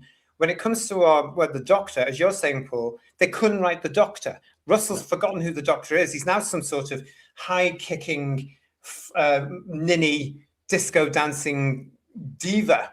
He really is, who's obviously going around with his own nonsense on pronouns and all this sort of stuff, because that's the market they want. And it's not sexually active. Yeah. I mean, you can make the character different, if you want to, but you still have to have the essence of the character. Hartnell compared to Baker are completely different, but they still have the essence of the Doctor. You know what I mean? They can do a different personality, but you have to see the traits of the character, and you don't. You have to invest in the character as well. And I just couldn't invest in Gatwa at all because he was some high-kicking ninny. That's not who I wanted. He was crying every 2 minutes. That was terrible for Russell T Davies to do that to our Doctor. That was, and it's another thing we should never forgive him for. We should never forget what he did to Doctor Who. You also had an element of nastiness because you had in the first episode the robot, whatever the bloody hell it was, revolution. You had the protagonist reduced to a sperm and then swept up by a rubbish disposal unit, and then the Doctor laughing about that with bitch face and thinking that was really funny and doing his high kick. But then you also had him torturing that character at the end of the Eurovision episode as well, where he was really turning on the power. And that was, neither of those things were the Doctor. So you're right. You've got people who can't write Doctor Who. You've got a showrunner that doesn't know the Doctor. And you've got actors, because let's face it, Gatwa is the latest of a line of actors who are not and cannot play the Doctor, going all the way back with Chibnall and that stupid woman, but the other woman as well. You just can't play the character. And when you've got all those 3 things lining up, it's an absolute catastrophe, which is what we got. Yeah. And that's the thing, that with Joe Martin's Doctor and the Ward Doctor, all that kind of stuff, you have to invest in the character. Having fleeting appearances doesn't give you a fan base. No. Some crazy fans think that, but it doesn't at all, No. And the fact is that the 2025 series, again, was for a minority, because you had the Joe Martin inclusion. And there were other certain things that were in that series as well. It was a continuation, wasn't it, of 24? It had that feel. It was a continuation of 23, to be honest, from the Star Beast onwards. And it's no wonder it shed viewers all the time, as more and more people went, I have lost patience with this. There was also stuff happening outside the show in British media, both on social media and in the papers, which we're going to come to in a minute, which was actually driving people away. I want to say hello, happy Christmas, and a happy New Year when it comes to Daryl. Daryl Joyce is with us. Not that long ago, we called DEI the bigotry of low expectation. Accurate. What happened? Yeah. I mean, I was there in business at the turn of the century when this DEI stuff started to come in. It was actually supposed to be originally to ensure that disabled people or people classed with a disability could actually get to work. That's why so many buildings in Britain had ramps put outside them for a little while. You know, that was one of the things. But now it's been, like most things, it's been, you know, taken over and pushed into all this sort of stuff. And we've got all this tick box and this tick box. It's totally out of hand. But again, the roots are there. People are starting to rebel against it. And from my point of view, bring it on, I say. Daryl, going to get in touch with you. Keep an eye on your emails. It's great to see you. What have I got here from Chris Lawley? I've got a super chat. Thank you, Chris. Is there anyone who can save Doctor Who in a world of unimaginative writers, producers, to bring a new time respecting classic Doctor Who as it appears dead now? This is something that we've spoken about here on Who's Views with the team. I think there will be people out there that could actually do Doctor Who properly, but because of the way the industry is now, they're just not going to get the chance. They're not going to get the chance. You have to be one of these ridiculous, nonsensical, stupid, ignorant showbiz lovies. Chris, it also cannot have another fan producing it. Oh God, can you imagine? We've had fan fiction for nearly 20 years, just about, haven't we? And it's just getting embarrassing and silly. You know, it's like in the way the Virgin novels went a little bit with their kind of let's sexualize Doctor Who a little bit. It's gone a bit like that, hasn't it? And it's just a shame because you need somebody who's actually going to try and invest in it and think about it seriously as a drama, as a concept, which is a brilliant idea, and not waste the idea. You know? Yeah. Well, I think I said when we were reviewing the 2025 series, I was quite missing the New Adventures by this point because some of them were better than what we were getting on television. Even though I wasn't that much of a fan, Who viewers, of the New Adventures, I would read them up to a point, but occasionally I would get halfway through the book and think, this isn't Doctor Who. And that was my opinion. So I would close the book and put it on my shelf, where it still is to this day, getting dust on it. Because some of them I just couldn't go back to because I thought, that's not my Doctor. Bang. But that's what was brought in with RTD and his cronies over the last 20 years. Robert Payne is saying it ensures people without talent are given jobs as Doctor Who writers. Yes. And Julianne is saying it's another travesty of modern Who, shoehorning lost Doctors into the backstory. I blame Moffat for that because he couldn't get Eccleston. The goes back that far. But now they're all. But that's the thing; they'd already done that in the Day of the Doctor. Why do you do it again? It's been done. You know, don't do it again. It's like bad enough. No original ideas, have they? Yeah, no. You can see that through the series. You did. To be honest, it wasn't original then, was it? Because they'd done it with the Valiard. Yeah. Let's be right. Yes. Yeah. Now that's actually a great point because throughout this year, especially since the series has ended, BBC Studios have been putting out that very annoying picture of all 6,000 Doctors together, and the only one that is missing is Michael Jason. That winds me up because if you're going to include the Black Woman, if you're going to include Whittaker, if you're going to include Gatwa, and you're going to include John Hurt, because I wasn't a fan of the War Doctor either, to be quite honest with you all, then you've got to include the Valiard because he is the Doctor as well. But they don't bother because they don't know their history. And that's really come out this year, I think. We've got this from Cool and Dry, guys. Classic, hi mate, how are you? Classic Doctor Who turned fandom into something you carried with you into adulthood, becoming writers, scientists, and engineers as generations learned that thinking differently could matter. Yeah. I don't think we're going to see that again now because I reckon that some of the idiots watching Doctor Who now with their blue rinses and everything will just go off now and become poisonous activists, as we're seeing in the streets of Britain today. Because they go around flying their flags, but you're asking some decent questions and they can't give you the answers because they've just jumped on bandwagons. And I think that's what Doctor Who has now contributed to. Yeah. Which brings me nicely, actually, onto a couple of other things this year. Yeah, you'd think we'd planned this, wouldn't you? Yes.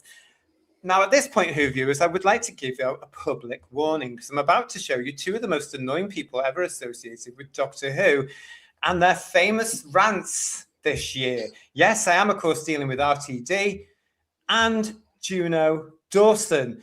Juno Dawson, of course, got to write one of the episodes this year. It was called the Interstellar Song Contest. Yeah, I refused to do it, to watch it, as you'll know. That was a great episode where the guys came on for the review and told me what I hadn't missed, quite frankly. Great episodes in our reviews. But the reason I didn't watch it is because I will not support the work of a known homophobe, which is what Juno Dawson is. I will explain. Juno Dawson is a trans woman. Nothing wrong with that at the end of the day, but he has been incredibly bitter towards gay men over the last 10 years. He has written books for young people to be able to say, basically, in a nutshell, summarizing, you might be in the wrong body, where actually they might just be gay. So I've got no time for him. All this is dealt with on our shows. But as the new series was being flogged, he was going on more and more and more and more about this. Now, you'll remember these captions here, guys. This is what the BBC Studios and Disney Plus launched the show with. You would think as well that they would actually have words with people. But let's look at one of the Juno Dawson rants, and then we'll have a chat about it. This was after it was announced that he was writing for Doctor Who.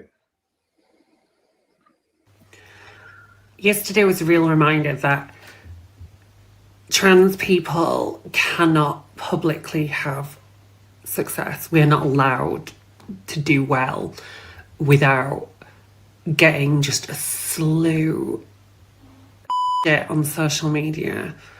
Like, I should be able to do my job without being abused. You know, particularly on Twitter. I mean, I deleted my main account years ago, but I looked at what people were saying on the So I Got to Thinking account, and it's really disgusting. Like, people should not be allowed to say those things about someone. Yeah, and it's just because I'm trans. If I was cisgender, I don't think there would be an issue. But I need to ignore that because, you know, I won. I won, he says. I won. What did you win exactly? What did you win exactly? You were part of one of the most unpopular series of Doctor Who, alleged Doctor Who, ever over 60-something years. So what did you win exactly? What has it actually done for you? The thing about this is you reap what you sow. He's moaning about the fact that he's getting a hard time about being a trans person and getting he can't have a career. But he'd forgotten what he said about gay people, etc., etc. Some of the awful things he said. You know, people in glass houses shouldn't throw stones. You know what I mean? It's a bit daft, a bit stupid. You know, consider what you've already offered yourself. You've said horrible things, haven't you? So, but you're not aware of that, are you? No self-awareness whatsoever. Yeah. And what exactly were the nasty things being said? Sorry, what exactly were the nasty things being said about Juno Dawson the day it was announced he was writing for Doctor Who? It was people like me calling him a he, because you are a biological male. That's it. We don't have to go along, as I've said before on this show, we do not have to go along with your fantasy or the trans activist dictates of calling you a she. You are not a woman. You are a trans woman. That is a man. Own it. Own it. Sorry. No, I was just agreeing with what Paul had said. But I think it's funny that I don't know if it automatically, when they're doing a live to Instagram or whatever, I don't know if it automatically translates and puts the text on there. But it should allow you to, and I don't know if it does, but it should allow you to spell check it first. And if it does allow that, then you really should spell check it first, because he went there to say cisgender and it said cyst, as in a cyst, you know, and I thought actually that's probably more accurate anyway. You know, you're about as welcome as a cyst, really. I think it's a translation error, isn't it? To be honest, that's what tends to happen. Yeah. There's a sketch show here in Scotland called Burniston, and I don't know if you've seen. There's a great sketch about using a lift and trying to communicate with a Scottish accent. It's hilarious. So it's a bit like that. You get that kind of, it misinterprets what you say, and because he's got an unusual sounding voice, I think maybe that's what they miss.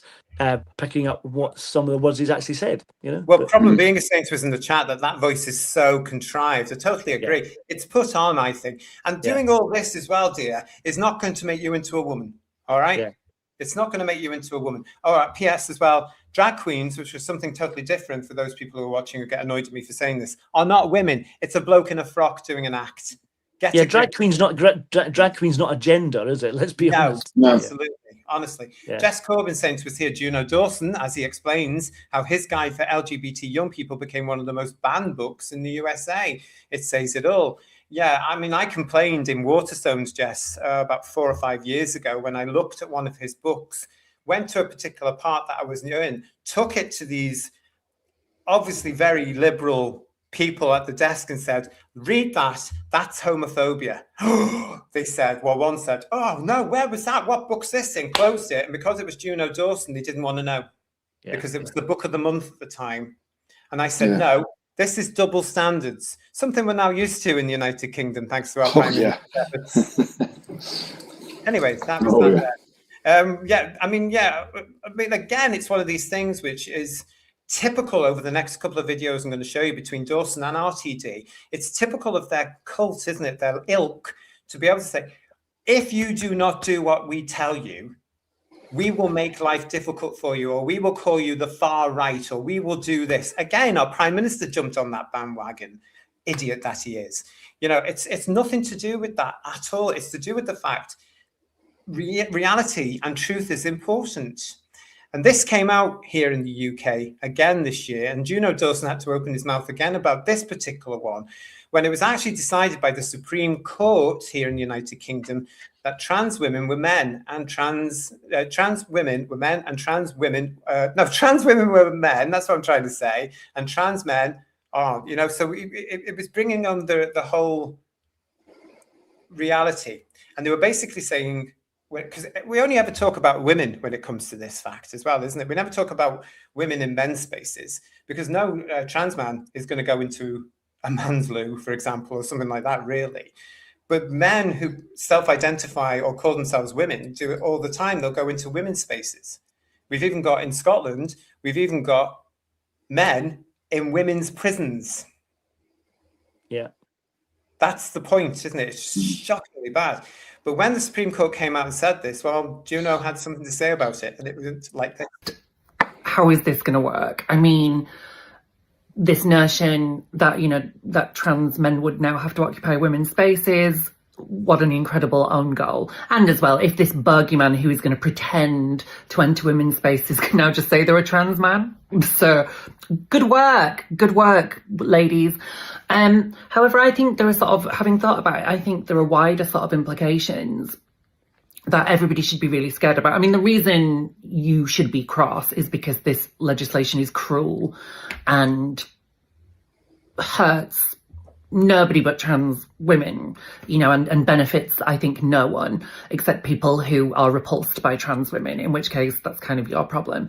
But I think what's really concerning is the way that this language around sort of the protection of women, and who did they turn to for this protection? They turn to men, a male judge, and patriarchy and authoritarianism.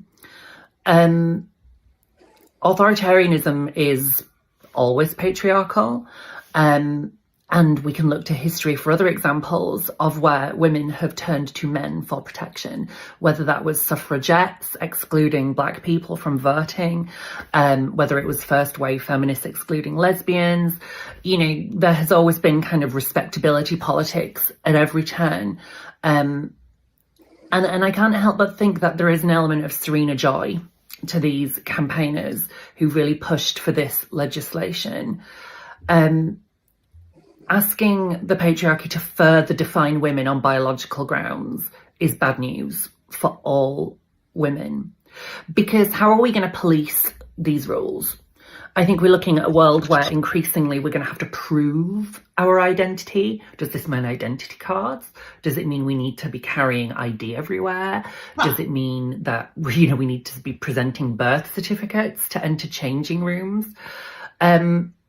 These things feel fascist, you know, and so I think these campaigners might have scored a real own goal. Who have they cozied up with in order to pass through this obsession with trans people? It's bad news. Yeah, so the truth, everybody, isn't allowed here. Do you see what I mean? I mean, you know, this is the truth is going to be a problem, even though for generations we dealt with it okay. It's only now in the last 10 years that this nonsense has come about. Now, again, I'm reiterating the fact that this fella, Juno Dawson, wrote for Doctor Who this year, wrote an episode for Doctor Who. And surely there should be some way of anybody being within Doctor Who is therefore representing the brand, should sign some sort of social media act or something like that for them to be able to say, hang on a second, be responsible with what you're saying. But no, it's the BBC, it's Bad Wolf, it's the far left. They're all going to stick up for each other. This is interesting. I mean, I think I disagree with everything he said, because I think that all the women were doing was trying to protect women's rights, and that's all they've been trying to do all this time. That's all they've been trying to do. And so he's talking absolute nonsense. But the interesting thing about this is, if you look at people who've been involved with Doctor Who recently over the years, like Mr. Barrowman and Mr. Clark, who've allegedly done things that are wrong, and they've had some of their episodes pulled, or they've lost their careers out of blah, blah, blah, whatever. It's only a matter of time before Mr. Dawson here ends up having a similar thing happen to him, and they'll hopefully not ever show his episode again. Well, I can't see why they would want to repeat anything from the Gatwick era, to be quite honest. Why would they do that? Because it was a massive fault. And nobody watched the first time round. I just want to actually bring your attention to the T-shirt that Mr. Dawson is wearing here. It is, of course, the now infamous Protect the Dolls T-shirt, which I am sick of. I am sick and tired of seeing it. It's everywhere with what I'm going to call the idiots, the people who have jumped on the bandwagon and haven't done their homework, including Madonna, who actually wore one in 2025. Closer to home in Doctor Who, no surprise for who wore the T-shirt from Doctor Who land. David Tennant, and then Thingy. Alan Cummings, yeah. I'm sure he is. Moment either. I mean, look at that outfit there. That was for one of those glossy magazines, of course. Protect the Dolls is part of the TQ cult movement. It refers to protecting trans women and all the alleged attacks that they are receiving now from women who say to them, no, you can't come into our spaces because you are a fella. But they're the ones that are the more aggressive anyway, aren't they, really? And you've got Dawson, and he is clearly of the far left. So I don't understand, and we've said this before, I don't understand how somebody that is so much of the far left can complain about things being, in his words, fascist, because fascism is of the far left. So that's his own ideology, clearly. So what's his problem?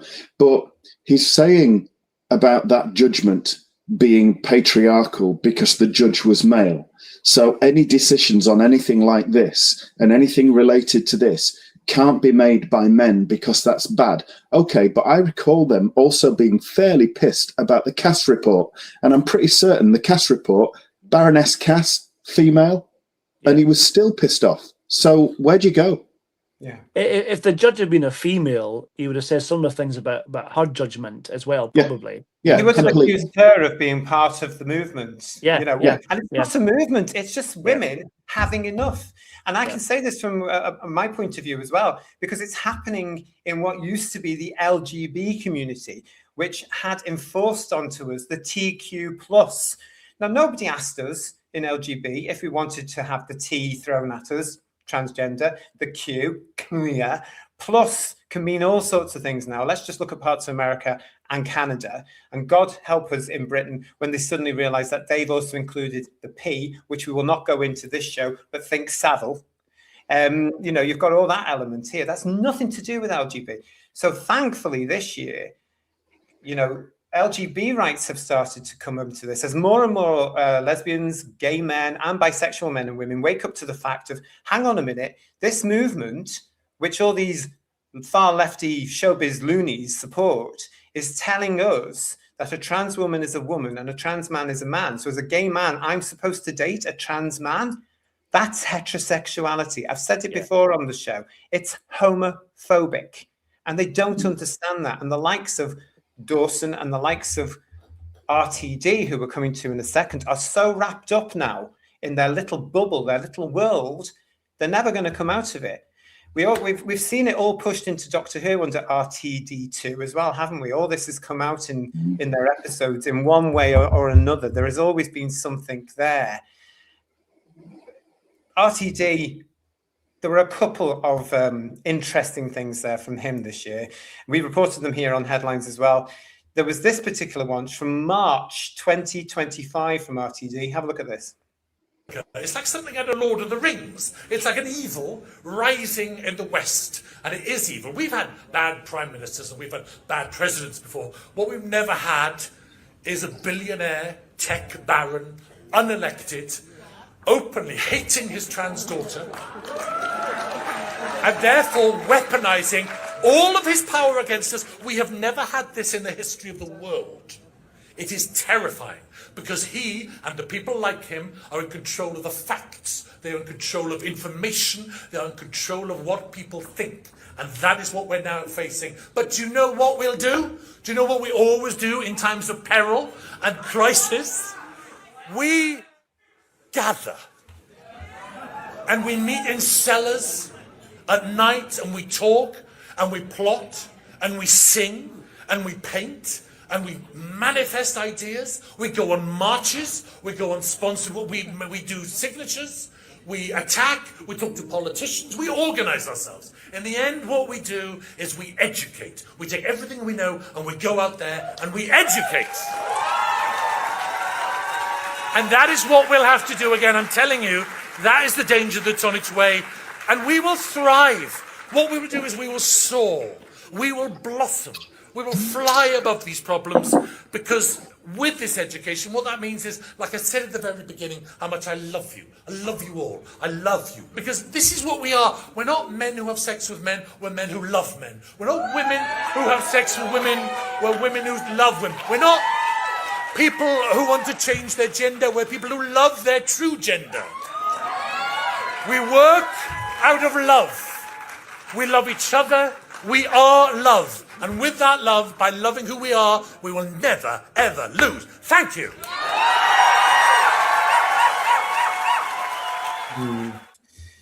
That was at the Gaydio Awards earlier this year. And as you can see, the whole room, as usual, was full of people that think like him. The whole cult was in there. I think it was actually in Manchester as well. No surprise there. But, you know, it's terrible problems in these cities. Again, it was just him preaching, and it showed me in March just how angry he is, and that anger gets put into his scripts. So we saw it to an extent in Doctor Who. It was toned down a little bit in The War Between the Land and the Sea, but we know now as well that he's also gone on to do this thing called Tiptoe for Channel 4, which is being broadcast, I believe, allegedly, for anybody who's interested, because I'm certainly not, will be shown at some point during the spring on Channel 4 in 2026. Now that is going to be several episodes of sheer anger of him realizing that the world, and Britain especially, is not doing what he wants it to do. And it'll be totally biased. It'll be totally biased. There'll be a trans character in there that's victimized, blah, blah, blah, never the other way around. There'll be a white token straight man in there who's probably the villain. You know, you can more or less paint it by numbers now, can't you guys, what's going to happen? You've already seen that from the pre-publicity for it, because David Morris is playing the hard white guy, and I think Alan Cummings is the gay character going to be persecuted in the drama, or one of the characters to be persecuted in it. But watching this rant of his, it's interesting. He uses the word education quite a lot, and I think that's part of the problem. Education, there's no room for debate, there's no room for conversation about this, because they keep shutting it down and calling you lots of different names because you have a different opinion. So he needs to think about how he words this. Education is important, I agree with that completely, but he's telling us different things all the time, or contradictory things all the time. Definitely, absolutely, definitely. We've got lots of you in the chat. Thanks very much. Thanks for joining us for our review of 2025. RTG the Dictator says Matt and Spiel. George United 7 is saying to us, RTD not realizing his crap version of Doctor Who is influential to young children. The irony is hilarious. And yet, to an extent, George United, he does know it's influential. As Ian and Paul have pointed out throughout the shows this year, if you remember, when he was talking about the Star Beast in 23 into 24, the reason he put the trans character there was simply to show it was normal to children. In my eyes, it's not normal to tell any child they are born in the wrong body, because you're not. You're not. It means you've got psychological problems, and that child or that young person needs to be taken down the psychiatric route and helped properly, not just swapped into a different body. So I understand what you're saying there, George, but also we've got to remember the fact that I think on certain issues that he's pushing, he's very aware that Doctor Who can get to a very young audience. You have to allow children or young adults to develop as human beings before you try and label them with anything at all. You know what I mean? I think that's the scary part of it all. Totally. The fact that all the labels have come back in over the last few years when our generation's got rid of them, I don't understand what happened. Well, I do to an extent. I think that certain liberals thought, oh, we haven't got anything to fight for now. We better start making our own problems. And I think that's certainly where the trans activists have come in. They've created a war that wasn't there beforehand. They've escalated everything to a point where people have had no option around the world but to turn around and say, we're not having this nonsense. Stop it. What is still interesting to me is trans people, with no disrespect to trans people, are in the minority. But it's like the tail's wagging the dog at the moment, isn't it? That's what's bizarre about it. Yeah. Did that last census not put them as 0.04 of 1% or something like that? It was tiny. And I think they'd been convincing themselves they'd be like 5, 6, 7% or something like that. And Well, it makes it sound like 90%, Ian, doesn't it, to be honest? Well, on TV, it certainly is. Yeah. Just like you know, you see every advert just about on TV, it's a mixed race family because blacks are 50% of the country when actually they're about 14%. But you never see that kind of representation on TV, do you? It's always disrepresentative, really, if that's a word. But yeah, they always make it out on TV that there is way more of it around, if you know what I mean. I'm sure there's better ways of saying that, but the meaning gets across anyway, doesn't it? Yeah. We've got Stephen O'Neill saying to us, guys, Doctor Who's becoming too much for political football because they've allowed it to. I miss the days, guys, where you just had people that came into the BBC and did their job and produced Doctor Who and left their opinions at the door, and they came in and actually had a laugh. I miss the days of Barry Letts, Terence Dix, Philip Hinchcliffe, Robert Holmes, John Nathan Turner, Chris Bidmead, even Eric Saywood. All of them. They just came in and did a hell of a job, all of them. Whereas now we've got them coming in, and you can just imagine them sitting there at their tables going, oh, we've got to put this into it, and we've got to do this, and we've got to have this particular person, and we've got to have somebody there, and we've got to do this. Oh, and let's put some armed weapons on a wheelchair. They're missing the point. It's meant to be entertainment, and it's not really at all. I think in 1973, there was probably a lot of parents who watched Doctor Who with their kids who thought the Green Death was like, oh, this is quite interesting take on ecology and pollution and things like that. Or thought, Monster of Peladon, oh, this is a little bit reflective of the miners' strikes. But the kids at the same time would have been watching it thinking, those massive maggots are really scary. Look at that enormous dragonfly. Look at those ice warriors. That's how the kids were looking at it. The parents could enjoy it as well, but also see the subtext. In the same way, you go to 1977 and some parents who are absolutely pissed off with sky-high inflation, another Labour trope, sky-high inflation and everything, and tax and everything else, Rachel Reeves, but 1977, Labour, and looking at it and thinking, this series, hang on a minute, Corridor P45, the taxman, the gatherer, and everything else, they would see that. We would just see a funny little bad man in a motorized chair with a funny voice, pressing a button that made a noise every so often. We wouldn't see the tax references, because that was obviously written by Robert Holmes, wasn't it, after he was very pissed off at a tax demand, and he wrote that wonderful story, Sunmakers, and but you could see it on all different levels. Whereas if RTD was doing that, it'd be children, this is tax, this is this is that. Yeah. Because he doesn't have the ability to write anymore. No. And 2025 proved that. It really did. We've got Marie UK. Thank you so much, darling, for your super chat. There's a huge majority of gay people that don't want to be lumped in with the trans community or any of the LGBTQ++, but RTD never acknowledges this. Now, you'll all know, if you're a regular to this channel, that myself and Problem Being and the Legion of James, who is, I think it's still in the chat, we are not part of that. We want nothing to do with LGBTQ++, because it's nothing to do with same-sex issues. We are LGB. And you're right, Marie, again, thank you for that, that RTD doesn't talk about it, but he's very aware of it. He's gone on about it before, saying to people like me, basically, if we don't get on board with this, then we're in a sense, I'm paraphrasing here, we're traitors, basically. But there was also this quote when RTD turned up at Manchester Pride, which he tends to do every single year because it's on his doorstep. And if there is one in 2026, that'll be interesting to see. But anyway, he turned up to the 2025 Pride at Manchester, and he was interviewed by the local radio station there. Have a look at this. The fight. It's like a tradition that I normally talk to you every single year, and This is it. We date once a year. we date once a year. We Which really is better do- than we some men, Yeah. frankly. That's it.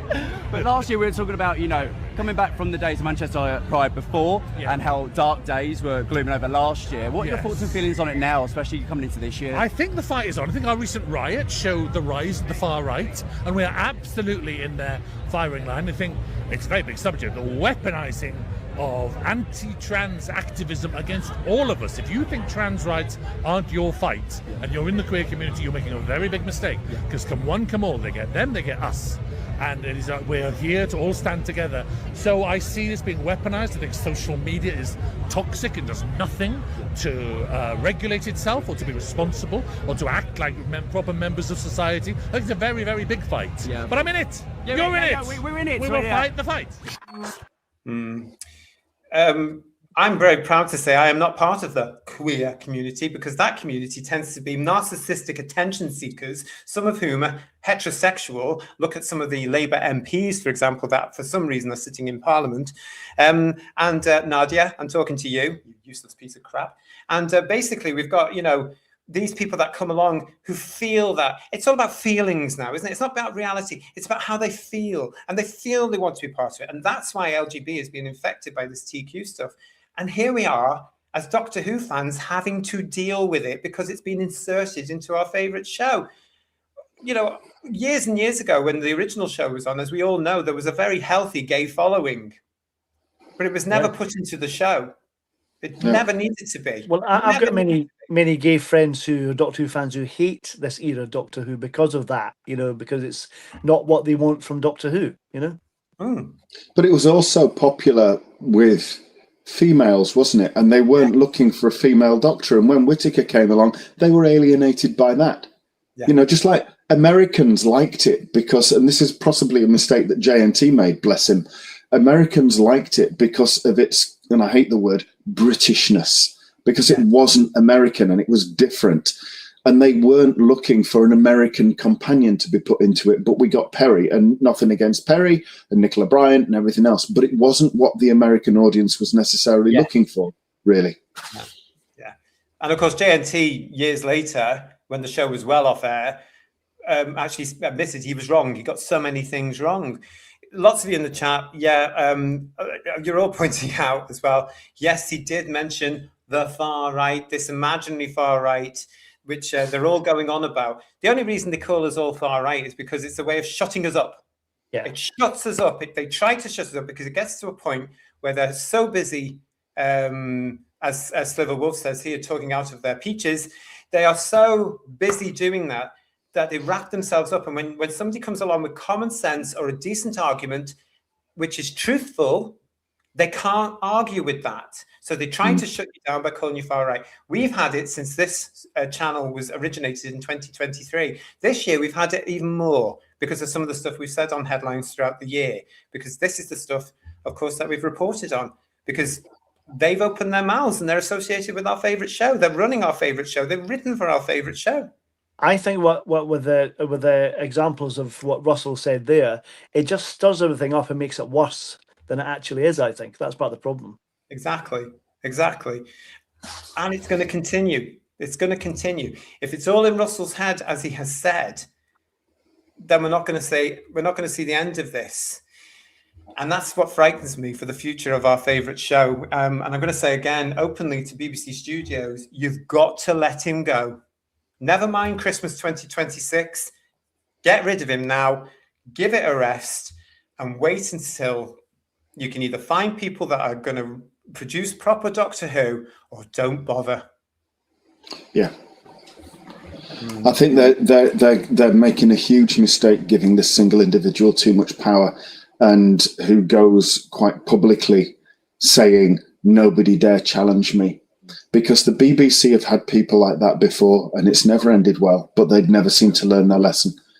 To be quite honest, I hope Trump goes for it with his legal case. I hope he goes for it and he absolutely destroys them, and they have no option but to slim right down and go subscription only. I honestly hope he does that.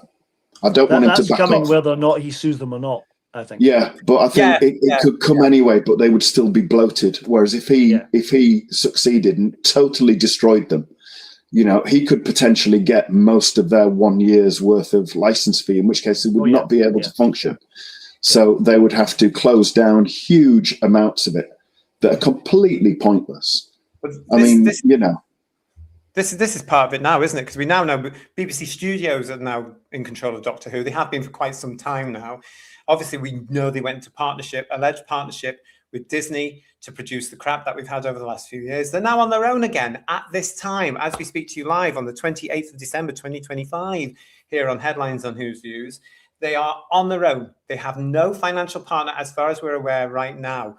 So they've got to be careful. But it's like Lex, when Lex Kane is with us in the chat, it's like he says he doesn't even see a 2026 Christmas episode happening, because where's the money going to come from? Because if they get sued by all these people that are allegedly going to be suing them, including the President of the United States of America, who'd have thought that would ever happen? That's laughable, really. But BBC Studios will have to fund an awful lot of the damages because they're the commercial arm of the BBC. Yeah. It's all going to be happening in 2026. Make sure you are subscribed to the channel and stay with us, because as ever, when they drop a headline, we'll be here to talk about it. As the series rolled on this year for series 2, Slithered on. No pun intended, because for once we didn't get a drag queen in the show. But as this thing, I mean, the BBC is full of drag queens. They'd have them reading the news if they could. I tell you. Will there be one on Traitors, do you think? Oh, there's bound to be at some point, because some idiot's going to go, oh, let's throw a drag queen in. Because they've just had one on Strictly as well, haven't they? They can't help it, can they? He's going to be presenting it next year. Kiss of Death. They're obsessed. They are. I heard this Ryland, apparently. Oh, Ryland. He was in Doctor Who, wasn't he? He was in the original one, wasn't he? Yeah. I don't think it will be, because when it comes to Ryland, he's actually not where I thought he was politically. He came out, didn't he, live on ITV and criticised the government for allowing all the immigrants in illegally. And he's been bumped from this morning. Yeah, he was getting some cancellation, wasn't he? Yeah. Well, Ryland, if you're watching, come on the show. Come on here. We can't pay you, but we'll talk to you. Definitely. Come and have a chat. We'll send you a suggestive biscuit in the post and a Whose Views pencil. But listen, as this crap of 8 weeks that we're being put through was being shown on the BBC and Disney, of course, we're hearing more and more as we get to that awful last episode, the last couple of episodes. Well, it was all awful, let's be honest. Yeah. But we're hearing more and more about the lack of a future for Doctor Who. And so, of course, was the newspapers. This was the famous one we rolled with in April. New star Ncuti already poised to quit. Woeful ratings, staff cut, fans furious at wokery. After 62 years, maybe it's time up for the Time Lord. Yeah, in April, we actually went for it. And actually, I said we knew he'd gone here on Whose Views. There was this. Ncuti Gatwa's Doctor Who future uncertain as actor is on verge of quitting. This is from the end of March, beginning of April. There was also these. Look at this. Doctor Who may be cancelled and shelved for 5 years following backlash to woke storylines. If only. Why Doctor Who is facing the axe. BBC breaks silence as beloved show faces shock axe reports. Doctor Who star Ncuti Gatwa set to quit after fan backlash and ratings concern. They continued with this from the critic. The end of Doctor Who. The Doctor has become deeply embroiled in a battle he cannot win. The culture war. And this one. Doctor Who bosses deny claims the star Ncuti Gatwa has been axed from the show came from May. So this is how long it was all going on for. It was while the series was on air. That picture you put up of Ncuti and Millie from the Devil's Board, that looks like a Doctor Who spoof, doesn't it? You know what I mean? It does. Yeah. Yeah, it's a sketch rather than the series.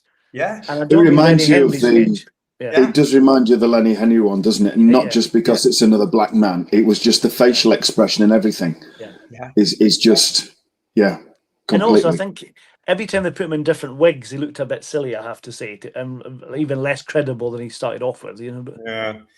Well, it is ridiculous. As I say, we just had that one here. 23rd of May, Doctor Who bosses denied claims star Ncuti Gatwa has been axed from the show. There was this as well. These are just a handful of what we went through this year, Who viewers, as you will know. Doctor Who has not been shelved. BBC responds to rumours.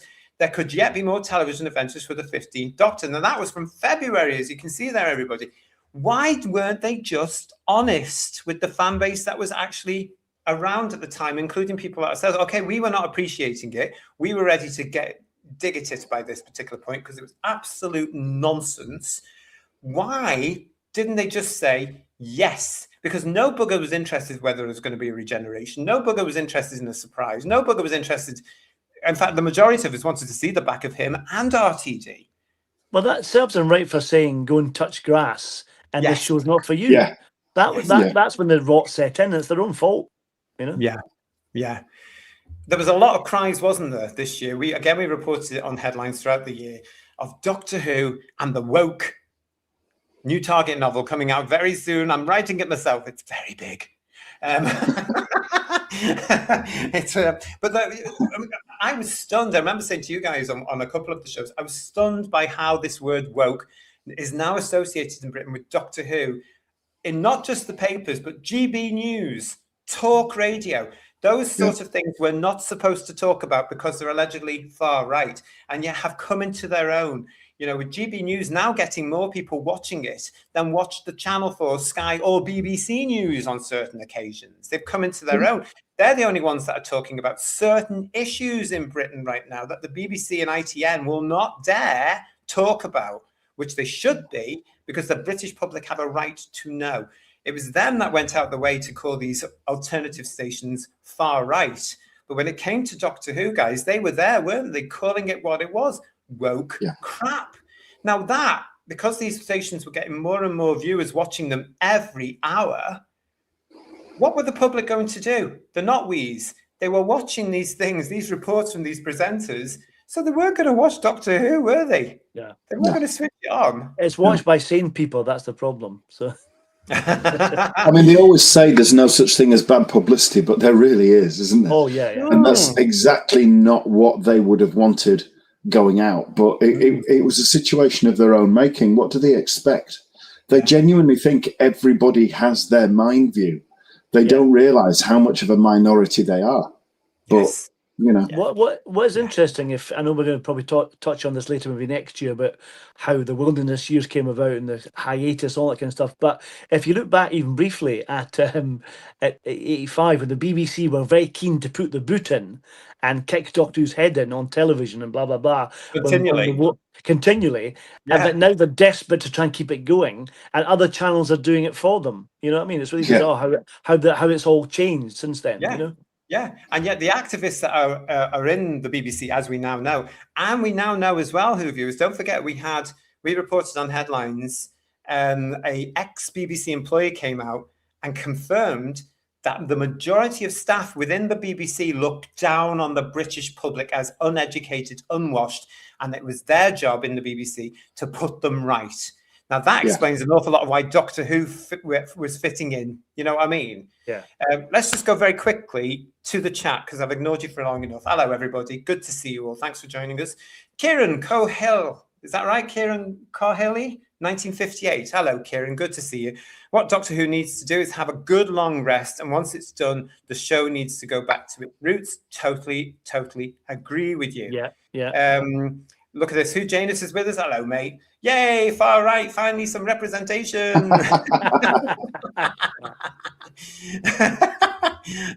Yeah, I hate that word as well. Representation. I am sick of hearing the word representation, diversity, inclusion. I am fed up with it all. I am sick of it. Anybody else? I don't want it. Tolerance. I'm not going to be tolerant anymore. I can't be arsed. I've been tolerant for 34 years. Look where it's got our beautiful country. It's got us into the pits of hell. If diversity is our strength, we really wouldn't be having to be told that it's our strength every single day and by the king, would we? We'd know it. We'd recognise it. We'd be saying, this is fantastic, but we're not, are we? And the fact that they just keep telling us that means they want us to believe it. Yeah. Oh gosh, yeah. And JT, I think, can I just shout out what our Kirstelicious lady of the chat has just posted as well. I think at the minute we have over 230 people with us, and if all of them could hit that like button all at the same time, preferably like now, that would be fantastic, wouldn't it? And subscribe if I've not. Oh yeah. If you are new to us, please subscribe to the channel and give us a thumbs up, because it does help our algorithms. You know that. You're all on lots of other, apparently there are other YouTube shows. Don't know what you're all talking about, but apparently there is other channels. They all say the same thing. Welcome to Who's Views if you're new to us. Welcome to Who's Views if you're not, and if you've been with us throughout the year. Hope we are looking at some of your favourite stories in this, our review of the year 2025. As I said at the top of the show, there was so much crap, so much headlines, so many Gevos to go through. It was really difficult to go through some of them, but we've taken some highlights. Funky1463 said, everyone talks about It's a Sin, but RTD has admitted he stole the entire story from Dursley McClendon's real life. Yes, he did. I read that article as well. Dursley McClendon, just to remind you all, in case you don't know, was in Remembrance of the Daleks. The documentary about his life is fascinating on the season 25 box set. Great documentary. Yeah, lovely guy. Tragic, but great content. Yeah. Played a great character as well. Really brought it to life. He was a cracking little actor. He really was. He was taken far too soon. Margie75 is saying to us here, sack RTD, let Doctor Who rest for 5 years and then return. It's common sense, isn't it? There is no audience for it right now. It's lost its audience. It's lost its way. Something has to be done. Chris Lawley for a super chat. Hello, Chris. Thank you. Living off history of gay men who fought against such hate in the past is free to live, love, marry anyone he wishes with freedoms many had to fight and suffer. Women are not defined by dresses and lipstick. And yet some men think they are, aren't they? Have you seen some of these weirdos walking across the kitchen in a little mini skirt and the high heels? Look at me, I'm a woman. Bugger off. No, you're not. Chris, thank you very much. I have to say to you there as well, one of the reasons I'm passionate about this and get annoyed about this, Chris, as you may be aware, is that these idiots, these far lefters, these activists have rewritten gay history, and they've taken many of the achievements away of homosexual men and women and handed them to transgender women, i.e. straight men, who were nowhere near at the time, and it just really annoys me. Anyway, thank you for that. Marie UK for a super chat. Thank you so much, my lovely. The irony of actors like Shooty is they say nasty things to the fans because they're concerned about how they look. Do they not see the flaw in that? Well, certainly in the case of some of them today, it's one of the reasons, and I'm not going to get into the other reasons, that I think Shooty got the role is because he had, what was it, Paul? 65 million people on Instagram, none of whom came to Doctor Who. Yeah. None of them. Yeah. They're not even turning up for his stage shows. So what's that about? The power of the click, the power of the follow. It means bugger all in the scheme of things, does it? Not a thing. Yeah. But you're right, Marie UK. As you know, Shooty said some things for us, like Ian was saying, when he started the role, go touch grass, grass. And guess what? We did. Jess, thank you for your super chat. Tea and biscuits, lads. Cream tea. Thanks for 2025. And thank you for being with us. I like Jess. a scone. Thanks. Yeah, I like a scone as well. Oh, I do as well. Do you put you come on, two different things. Do you put the cream on first or the jam in? I put the jam on first because I put the cream on first, then putting the jam on because it's thicker. It tends to knock the cream off. So I put the jam on first and then dollop the cream on top. That's right as well. Yeah. Yeah. And I'd noticed, JT, how do you pronounce it? Scone or scone? Scone. Yeah, lovely. Perfect. We're all correct. My beloved wife, she is unfortunately wrong. She says scone. It's outrageous. But not that you say that to her face, though, I tell you. In her presence, she is correct, obviously. The nice scone is scone very quickly because I like them at night. So. Let's just say thank you for Farsight here. Says he's got to go. Happy New Year, Nightal. Happy New Year to you, Farsight, as well. Yeah, Farsight. Happy New Year. Of the show. I don't think I can say this on YouTube, but here we go. So hello to Sir. Yes. Nice to see you as well. Thank you.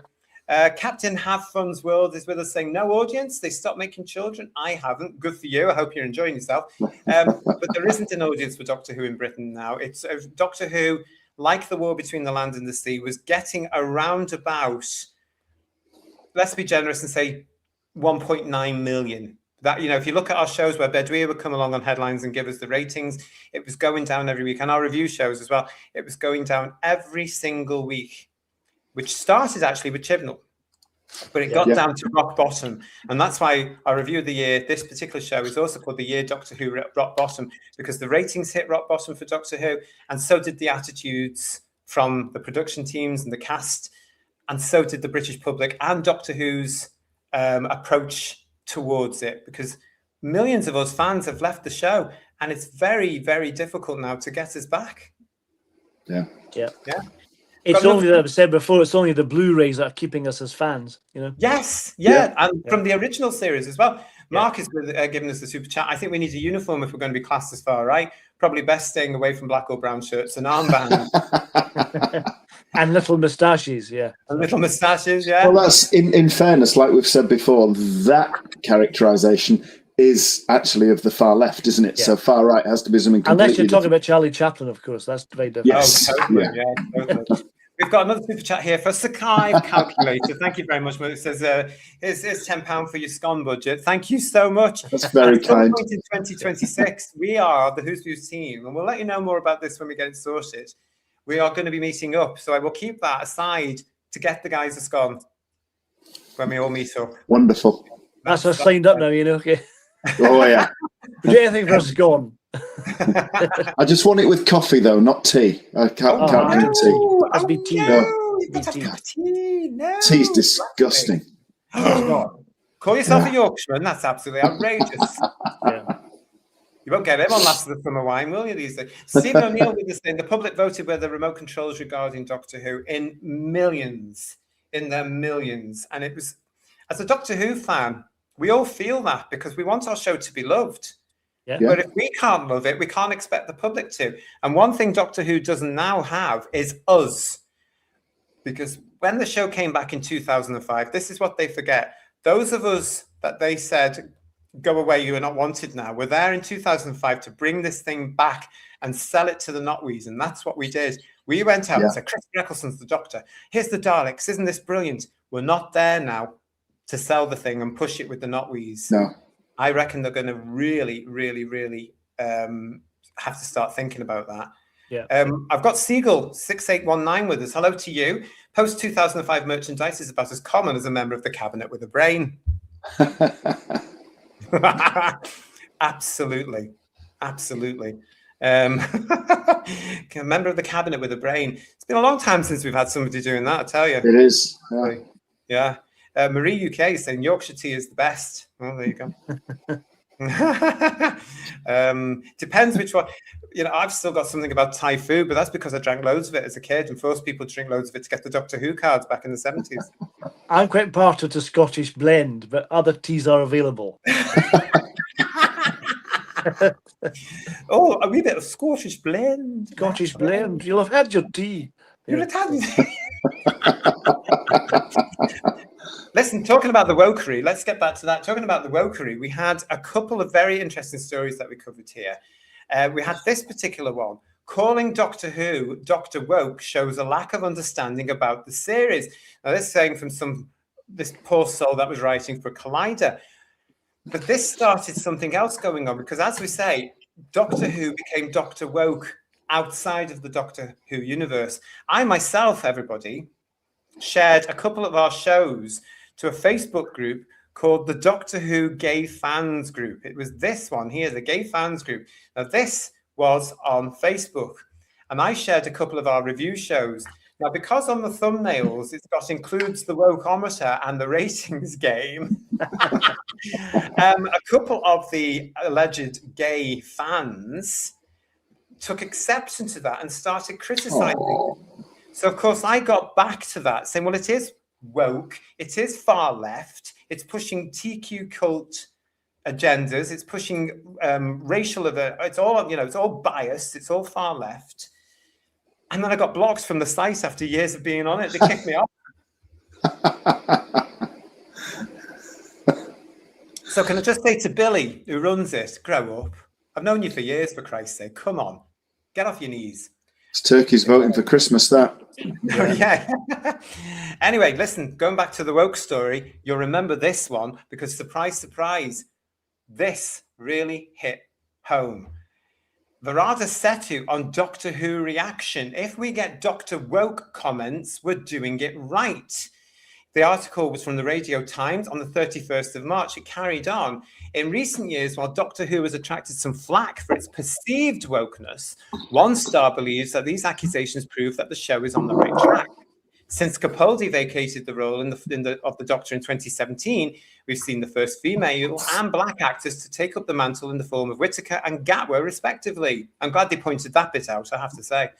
This, in tandem with certain storylines, has seen fury from certain groups who believe the series to have been ruined by woke, even going so far as to incorrectly claim that the show is set to be shelved. Really? What do you call this period of time then, you Muppets? Here we go. Let's carry on. It goes on to say the actress behind the Doctor's new companion, Belinda Chandra, whether the show is woke or not, isn't really of any consequence, but she finds that the comments about it indicate that the show is doing what it should be, something she discussed in the latest issue of Radio Times magazine.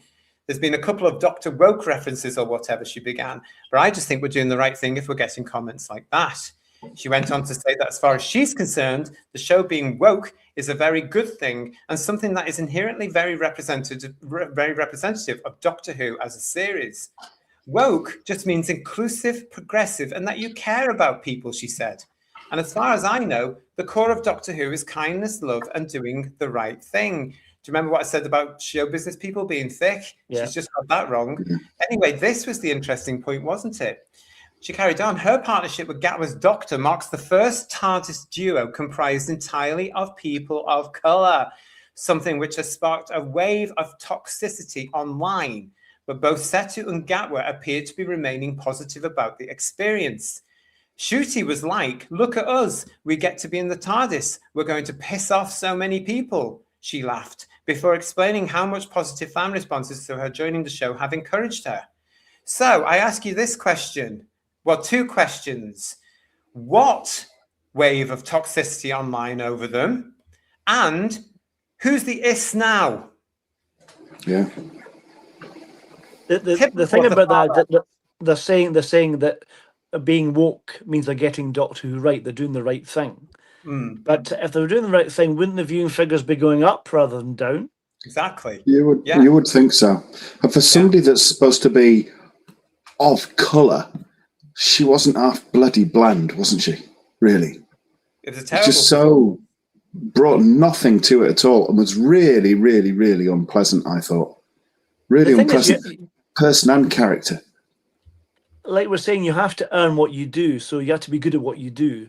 I don't think she's a bad actress, but I don't think she was great as the character of a companion. But it's like you need to kind of be qualified to do it. You know what I mean? So like the writers coming on board, if they can write Doctor Who, they have to be able to play the characters and have to be written as Doctor Who characters as well. So she's not. I think she's just not a strong character actor in the show particularly. Well, she wasn't in Andor either. I've just finished over Christmas watching Andor, where she's in that as well. And I didn't think she was very strong in that, to be honest. And the writing for Andor is slightly better than Doctor Who. Yeah. You know, I quite enjoyed Andor. I quite liked it as well, yeah. I still don't recognise it as Star Wars until the very end, where it sort of leads up to where I know it's going in Rogue One. But it was a case of, oh, God, this is quite boring, or this is but it wasn't as bad as Doctor Who. And I didn't think she was good in that. But again, it was a case of the whole series was mucked up. Because remember, we reported on headlines that the target novel of one of the things they've done for the second series has a whole scene that was lifted out of the show, which they recorded, which involved the Doctor saving Belinda as a girl from being run over or something like that. Yawn, boring. So again, that would have affected her character. So it's incoherent because they've lifted that entire segment out and revolved around it. You're just supposed to like it. They would have been better, as I said, guys, in the shows, just keeping Millie. But I don't think she ticked the box. Yeah. No, I think they should have done it, because that's another example of them changing it too soon. You've only got to know Millie's character, and then she's gone. it's only 8 or 9 Did you episodes. get to You know, know her, it's though, ridiculous. Paul? Did you get to know her? No, you didn't. But if she stayed for another season, you might have done. You know what I mean? Yeah. But it's that kind of Yeah. presence you need. I mean, Sarah Jane stayed for 3 years and we loved her. You know what I mean? You need some presence to be there to actually grow to like someone potentially. You know? Yeah. But do I you wanna say think thank you 50 to- years? oh, sorry. So do you think 50 years from now, though, Belinda is going to be remembered by fans? No. Like, you know, we are literally at the 51st anniversary of the first appearance of Sarah Jane, aren't we? Because Time Warrior was on around now, and you know, we're still talking about Sarah Jane. We were talking about Sarah Jane still well before the Sarah Jane Adventures, and when she came back in series 2 with Tennant. You know, we aren't going to be doing the same with these characters because they're all bland non-entities. Yeah. Sorry, JT. No, I was just going to say thank you to Bill Oddie's Love Child for your super chat, mate. Hi, lads. Thanks for the laughs in 2025. Here's my contribution to the Who's Views convention in 2026, on condition that Ian brings that Cushing TARDIS with him. That could he might be travelling in it. It may be. You never know. We never. But thanks for that, Bill Oddie.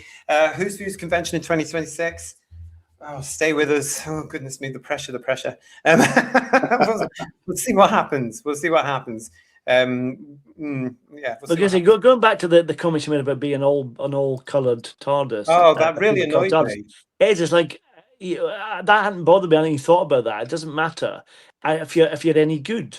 It's almost like you're using that as something to hide behind. It's like I didn't really care about the Doctor being a woman. I didn't want to be a woman or have an actor of colour playing the Doctor, as long as they were good in the role. It doesn't matter at all. Yeah. So and this was the annoying thing, because we were on every week and we are part of fandom. I didn't hear anything at all about the casting of Ncuti and then casting of Harada and the negativity around it. Certainly not in the circles that I was around in. You know. So where have they got that from? Where did they get that? I mean, look at it. She points out, look at us. We get to be in the TARDIS at Gatwa. We're going to piss off so many people. You know, I mean, that is typical of the far left.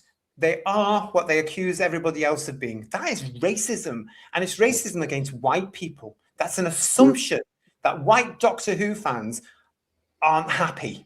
Yeah. And yet, as Doctor Who fans, we've embraced practically every single actor that has come into the show over 60-something years. You know, and that's part of the tradition. So these two, so privileged and up their own arses, and I just couldn't be done with them, to be quite honest. It wouldn't surprise me, and this is purely allegedly because I have no evidence, and it's just an assumption, personal opinion. It wouldn't surprise me if RTD had been feeding them a line that there had been comments about their casting and their particular relation to their skin color and things like that. It wouldn't surprise me because he does have a track record, it seems, allegedly, of stirring up that kind of thing, just like he was on that clip, stirring up hatred that doesn't really exist apart from the people that are talking about it. And it wouldn't have surprised me if he'd said there's lots of people talking about you behind the scenes or online about you're black and, you know, you're sort of in between and all this kind of thing just before they go for that interview. So they reference it and play to that narrative. It wouldn't surprise me at all. It's like clickbait again, desperate for publicity, really, isn't it? Because it's dying on its arse. You know, they want something that's going to be a bit controversial to get people watching, you know? And I think that, again, is part of the mistake. All they have to do is produce Doctor Who. Yeah. That's it. Science fiction about a Time Lord in his TARDIS, traveling through time and space, different planets, different periods of Earth, monsters. That's all we want. If they just did that, it wouldn't be getting these negative reviews. People would leave it alone. You know, Funky, thank you for your super chat. Technically, we're the woke now, awoken to the BS. Good point. That's a good point, isn't it, guys? Funny, but it's a good point. Yeah. And Matt Enspiel, Millie had more spark than Belinda. Totally. Well, she stole the show. There. She stole the show because she was much more interesting than Ncuti ever could possibly have been. You know, because I really liked her. You know what I mean? So I'm convinced there's a story there. and it might come out one day. Honestly, Well, all the press was against her, wasn't it? Just as she'd started in the series, about her being difficult and prima donna and all that kind of thing. So, Listen, if anybody's going to see her when she's signing throughout 2026, ask her, what's the real story? Just ask her, what's the beef? And then tell us. That would be good. Rory is saying Millie was too much of a mix of Rose and Amy. I can understand why you're saying that, to be honest. If you do want to get in touch with us, by the way, you can. The email address is whosviews1@gmail.com. It takes me a little bit of time to get back in touch with you, but get in touch if you want to. whosviews1@gmail.com. It'd be good to hear from you. Thank you for that. Lots of you in the chat with us tonight. It's great to see you. Thank you so much. Curious Case 9040, thank you for your comments throughout this evening. I'm so happy to see you all back as usual on Sunday nights. JT, great to see you looking strong and healthy. Thank you very much. Thanks to the guys, plus Jodie and Kirsty. Oh, that's nice, isn't it? That's lovely. Nice. Yeah, of course, Sunday nights are your headlines night. Where else would you be? There's nowhere else to go. Please make sure you've subscribed. If you have already subscribed, make sure you're still subscribed.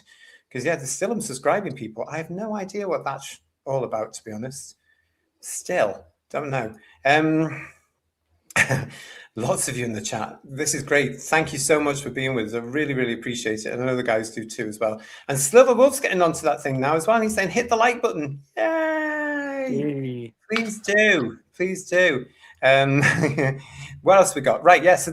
That was that whole story where I just knew at that point, guys, I think you remember when we reported that story, I knew I just didn't like these two for personal reasons. And then when I saw them on a particular march a couple of weeks later, talking absolute nonsense, that's when I thought, I've got nothing to do with you two. Don't want anything to do with you two. And as far as I'm concerned, Gatwa, you're not Doctor Who. Because how dare you, when you're still on the air, go on that awful nonsense that was going on in the streets, which we're still seeing of now. And it really annoyed me.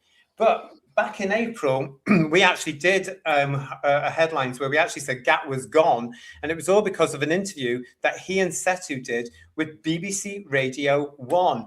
Now, this was hilarious, actually. These are stills from the video, because the video, do you know, they video these interviews on radio now and put it out on. Who just thought that? Terry Wogan would never have had that, would he? No. That was pretty much his facial expression for his entire tenure as the Doctor, though, wasn't it? It was. Yeah. Well, this was the hilarious thing, everybody. You might not remember this, but this was an interview he was having where they gave him a sonic screwdriver toy from Character Options on The Breakfast Show. Now, Shooty was amazed by this thing because it makes noises. He couldn't believe that this toy made noises and had lights on it.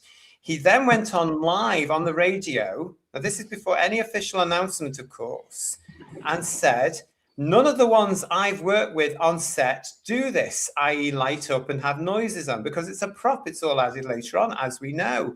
He then went on to say, nor the one that they gifted me. Yeah.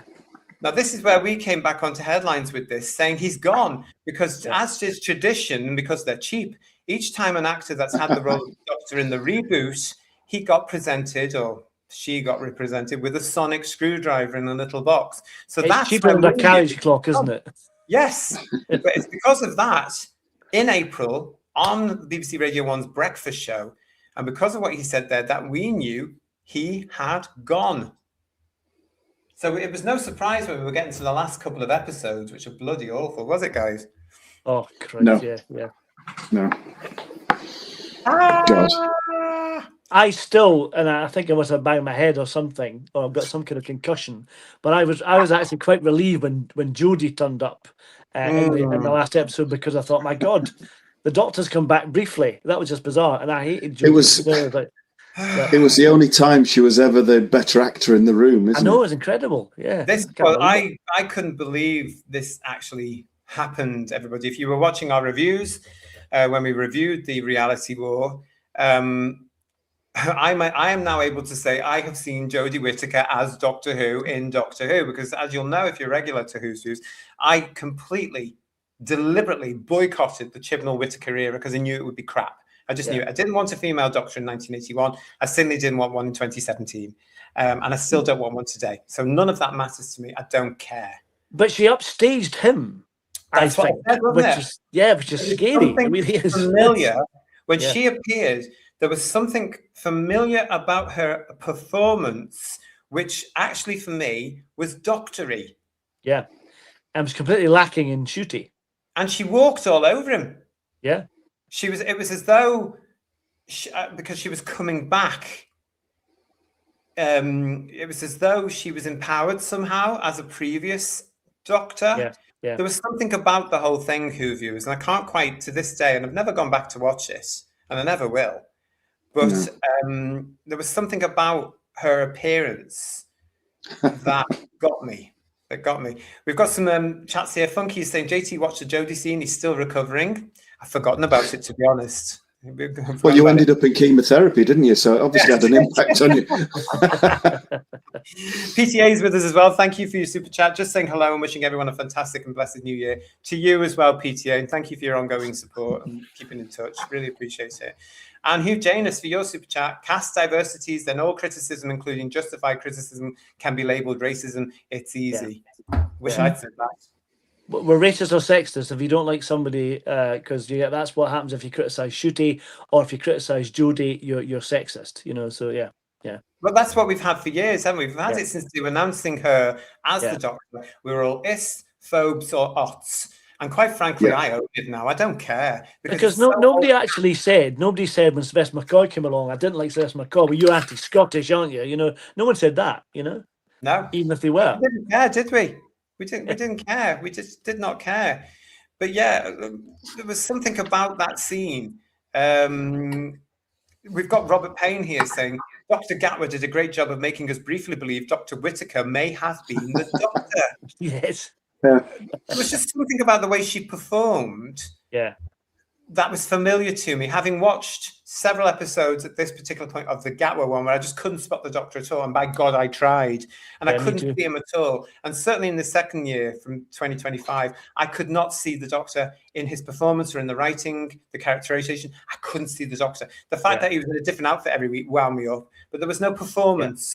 There was no performance either. So when she comes along, there was something about her that was familiar to me as the doctor, and I can't quite. Was it the energy? Was it the?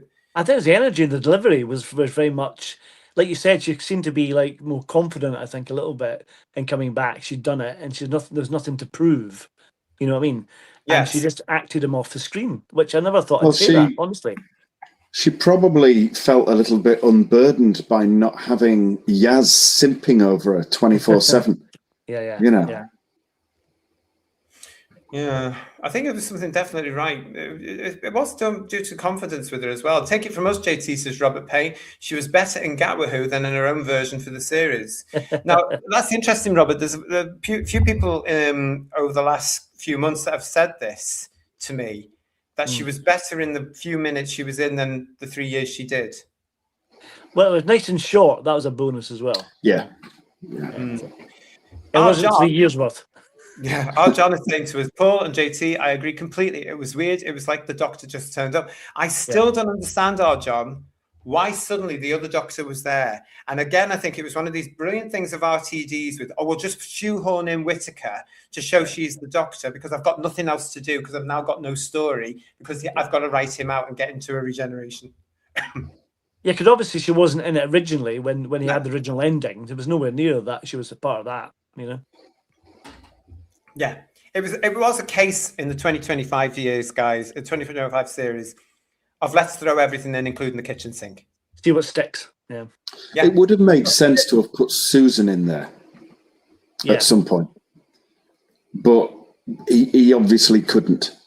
Anything that he'd built her up to be was cut out, and he shoehorned her in, and it made no sense. Of filming, Ian, because the Caroline Ford stuff would have been done months before, and they wouldn't have been able to necessarily get her back. Yeah. But I do think RTD showed his complete and utter ineptitude and inability, again, to write a satisfactory conclusion because he had to go, I've got to change all this, I've got to change all that. That whole last 35 minutes was shoehorned in. It was terrible. It was tragic. And that's why that episode got 0 on the scores on the TARDIS doors from the Whotastic panel. We've got here, I didn't see the last Gatworth series. It's Graham, 70694. I didn't see the fish thing or any Whittaker. Am I still welcome? Of course you are, Mike. Oh, yeah. Oh yeah. More than ever. More than ever, I can tell you. Of course, you're very welcome. It's good to see you. What else we got? Lots of here. Oh, look, it's Benign Crinoid. Hello to you. Christmas special 2026. Gatworth and Whittaker team up. Oh, No. Yeah, can you no. imagine? He won't come back. No, they haven't even got a doctor for the next episode. It could be a whole episode searching for a doctor. Seagull 6819. We've heard of sillier things. Jodie was the second worst doctor, but light years ahead of Gatworth, and that says a lot. Well, Yeah, there you yeah. go. What else have we got here? Lots of you with us in the chat. Hello to Captain Have Fun World. You're having a good time in there as well. Sliver Wolf is saying throw Scooby Doo in there too. They did that, didn't they, at the end of the first season? Yeah, they did. We've got Cool and Dry here giving us a super chat. Saying Disney pulled out is appropriate given what they did to the show. Thank you for that, mate. I hope you are well. And Derek Hart is with us. Saying to us, before I forget, and before your show finishes tonight, we've got a bit of time left to go. I want to wish JT and the Who's Views panel all the best in 2022 and 2026, and the Who's Views chat Happy New Year. Well, thank you for that, and to you as well, mate. Thank you, Derek. Always good to see you. Thank you, everybody, for your support and for being with us at Who's Views. You definitely make the show. As we can tell by looking at the chats tonight, it was just, you're just brilliant. You're all having a great time in there. So thank you so much for being with us. Yeah, that was a shock. I tell you, the other thing that was a shock as well was early on in the season 2025, and it ties in with what we were saying about their attitude towards fans. Oh, God. What was this about? I still cannot comprehend. What the hell was he thinking? The bizarre thing about this episode, this was Lux, wasn't it? The one with the light god. It had a lot of potential and it was shot quite well, but this bit was so shoehorned in and then didn't make any sense because they survived, because they meant to be like a fantasy. I couldn't understand why they survived. That was just really odd. But it was just so cliched fans, you know, another exercise in a box ticking as well, you know. Totally. Yeah. And obviously the fans that they are aiming the show at, you know, and they're not there. They're just not there to support it. These three actors, if you want to call it that, are also now appearing at conventions. For crying out loud. Yeah. Why the hell are you paying for their autographs? It was all, I just don't get it. Some people are insane. But again, for me, this was just getting at the fan base and slagging the fan base off. Yeah. And there were, you know, the usual crowd of fans who thought it was hilarious because they see themselves in those characters. You know, we do know that there are certain YouTubers, you just can see them sitting in front of Doctor Who in their scarf, in their fez, in their T-shirts, looking at the whole thing, feeling they're knowledgeable about their part of the series. You're being slagged off. You were being slagged off. Yeah. It's just really insulting, I think, isn't it? And it's one of those occasions, you know, when you used to see years ago, you'd have a Doctor Who fan on the news and you'd always pick someone who was dressed up. Yeah. Kind of sort of the loony faction of fandom. Kind of appearing on it, you know, to represent fans. And it's like a tiny minority of fandom are like that, you know what I mean? And yet in our day, Paul, they're the fans that we would avoid at the conventions. Exactly. Now, I've said this before over the last God knows how many years. You know, this thing which is now big business, which is called cosplay now. If you went to a convention and somebody was dressed up in a long coat and a scarf, you didn't bother with them. You just avoided them. Like if somebody was there in a frilly shirt and a velvet jacket, you didn't bother with them. You know, unless it was John Pertwee, of course. Yeah. Hell yes. But you had to buy him a whiskey. But you know, like you know, now it's everywhere, and that's how they've been brought up. And it's just business. People are making money out of this. Yeah.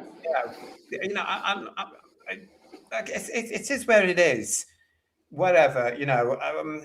Some of them are brilliant. I'm not getting at cosplayers at all because I've met many cosplayers now in my time, and the time and the money they spend on making brilliant, sometimes better than what you see on the telly costumes is amazing. But I just think people are taking the piss out of fans an awful lot. Yeah. Matt and Spiel is giving us a super chat. Thank you, my friend. I just wanted to wish you all a very happy and healthy new year. JT, I pray that you get stronger and stronger and continue to bring us our wonderful Who's Views. You are all amazing. Love from Matt. Matt, thank you. That's lovely. Thank you. That's lovely. Thank you so much. as I said, I'm taking every day as it comes, day by day. I feel I'm getting better. My doctors are happy. Touch wood, touch wood. But thank you for that. Really appreciate it. But as far as I'm concerned, there's lots to come up for Who's Views in 2026. Again, touch wood, health permitting. Stay tuned. We're going to talk a little bit about that later on. As I say, there's so many people in the chat, guys. It's absolutely fantastic.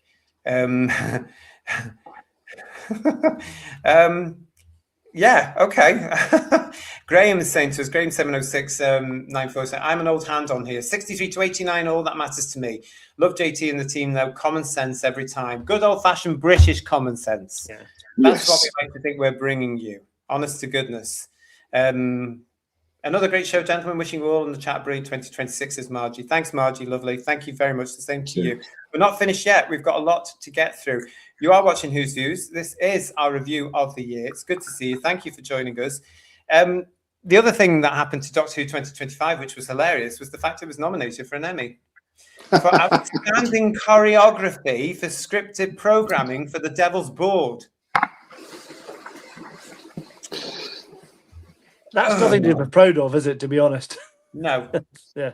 No. It shows you again. I mean, Doctor Who gets nominated for an Emmy.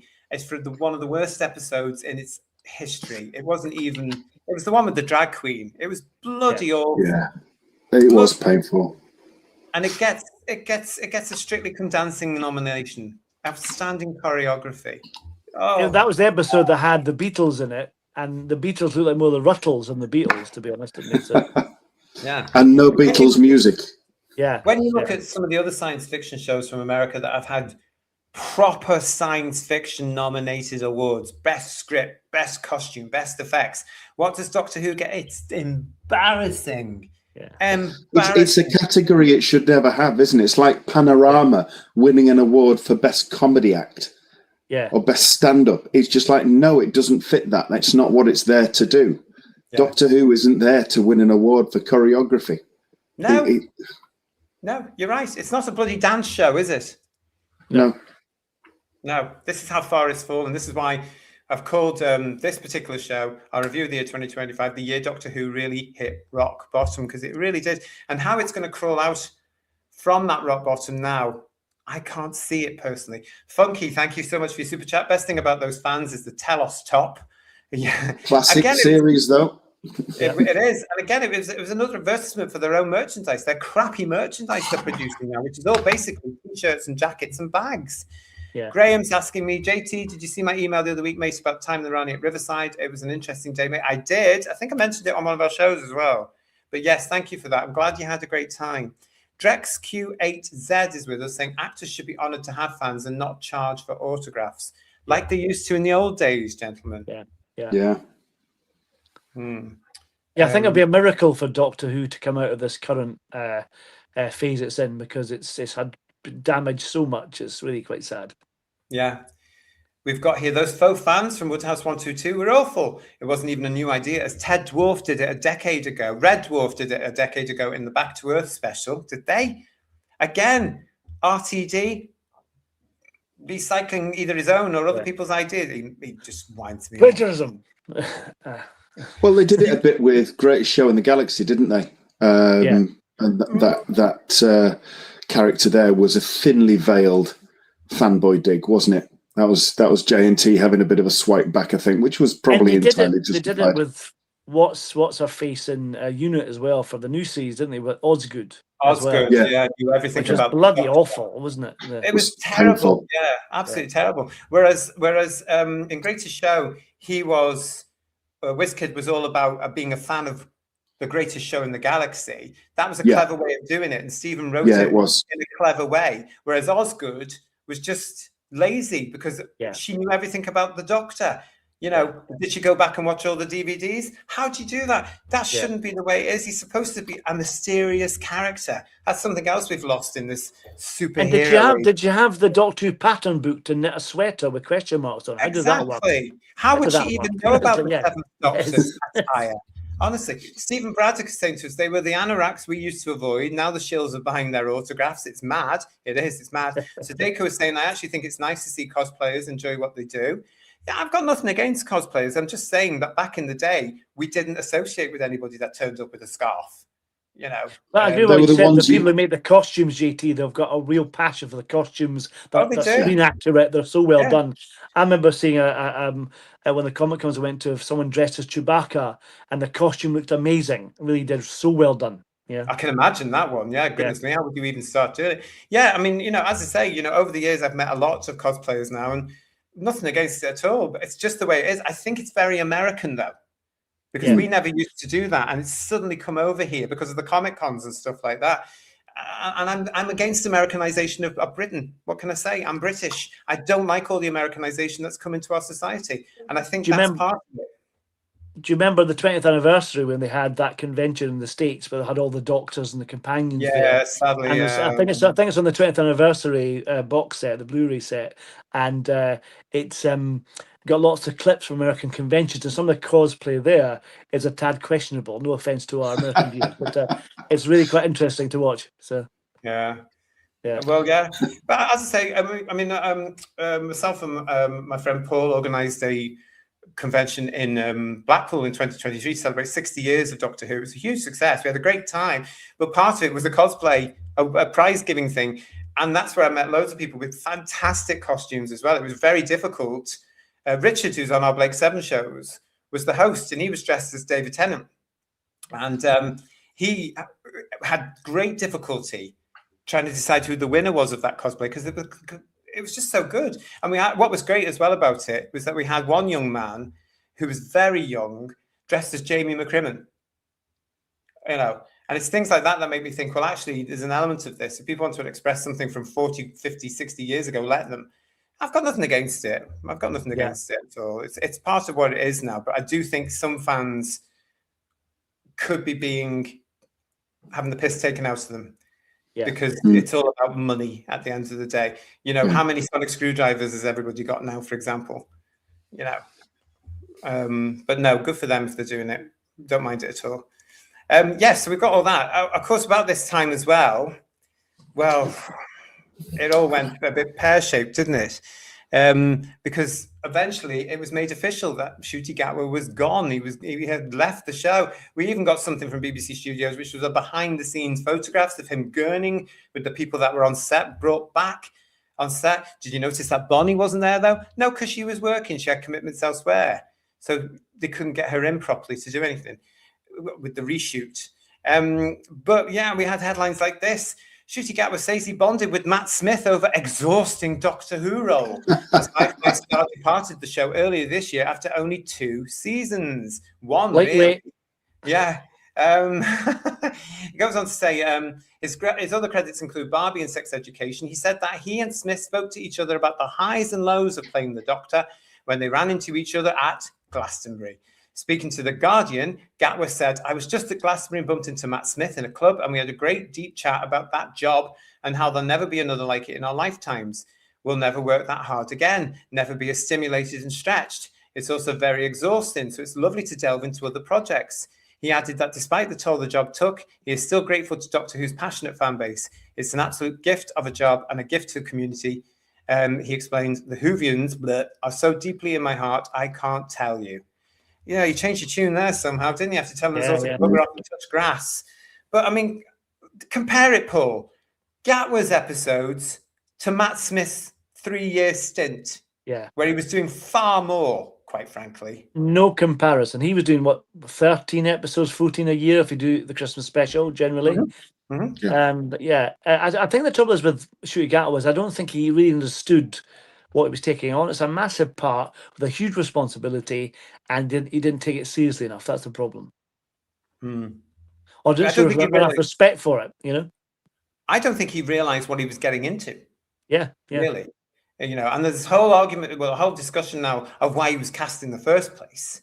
Was he a tick boxing one? Who was this other fella they were going to give it to before? I bet he was white. And he's got in there. And I think the whole thing about Disney pulling out also affected his choice. I just don't think he wanted to go it alone with BBC Studios. I think he wanted that leg into America. Yeah. And I think that was quite a key part of it, JT. To be quite honest, I think he thought it was sold to him as a stepping stone or a leapfrog into films in America, and because it had happened with others, and he fancied a bit of that. I think RTD's reasons for casting him probably completely different, probably along the lines, I would personally believe, probably along the lines of the same reason why he kept casting Russell Tovey in things. You know, it's personal preferences and stuff like that. I think he's admitted as much as well, hasn't he? I'm not sure about that one, to be honest. With Tovey, anyway. Yeah. I just think it's because they're all part of this clique, this cult, you know, and you give jobs to your friends, don't you, all the time? I would probably be guilty of that as well, to be quite honest. If I had certain roles that I knew my friends could do, I would probably hire them. But I would hope there's nothing more sinister. But you just don't know these days, do you?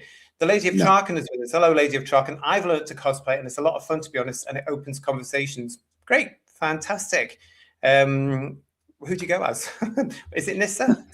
Do you go as Nissa? I don't know.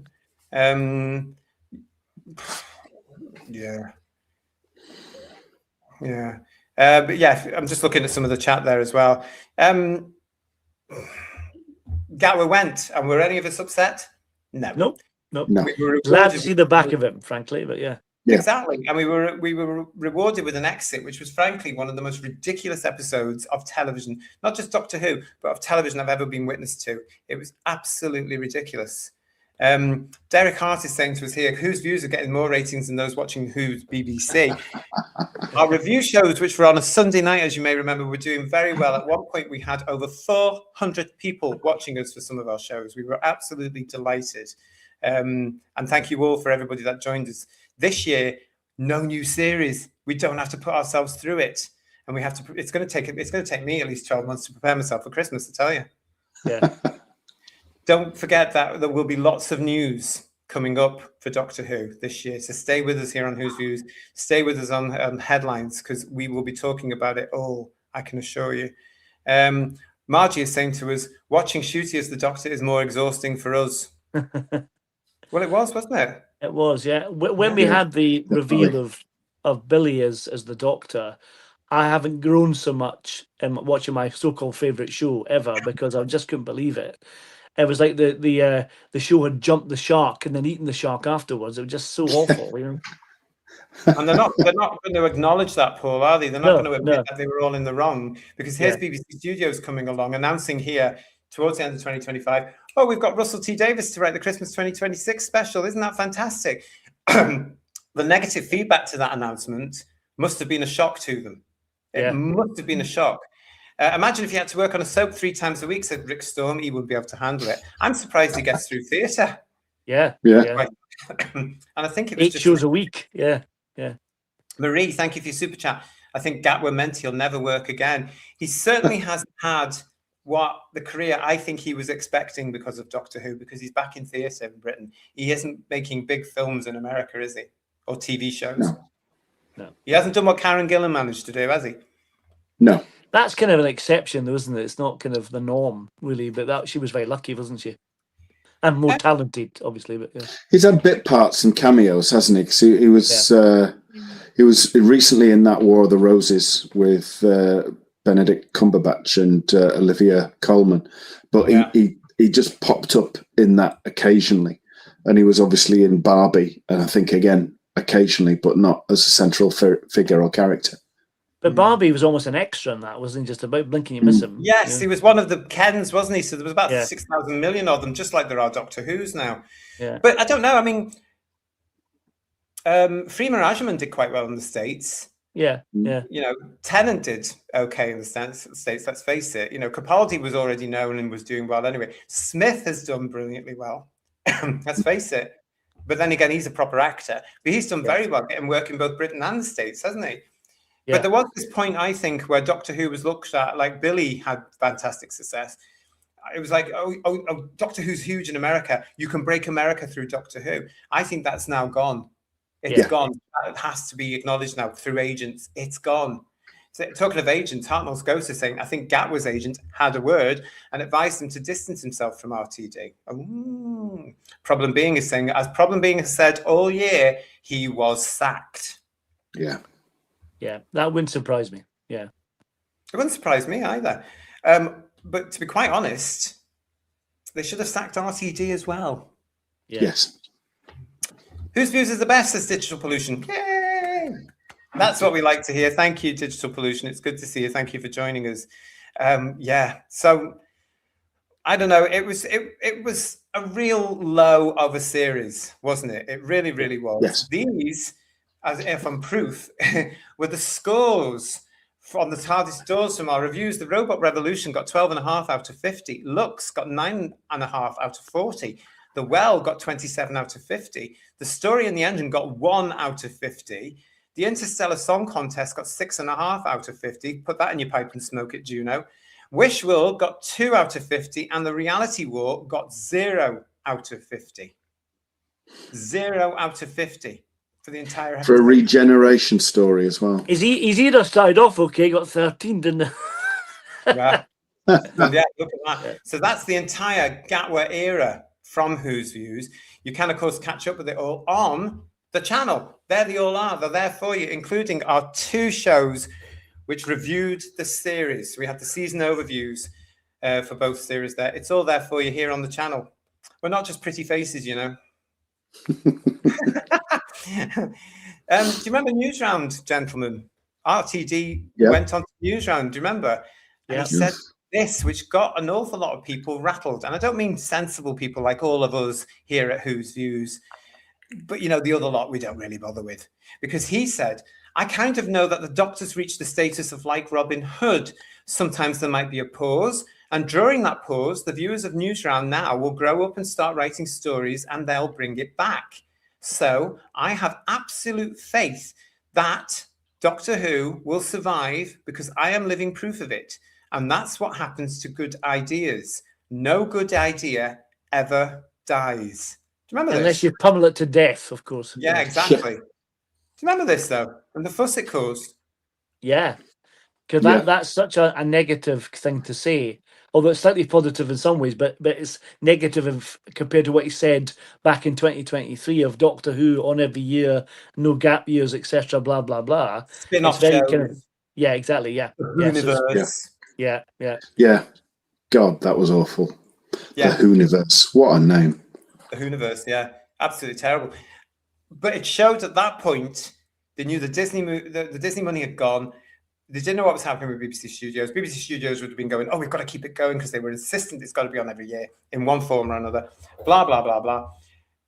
They could have just told people and been honest, because the small minority of fans that adore these versions of alleged Doctor Who crap themselves and went into meltdowns, as we were predicting on this show at the beginning of the year.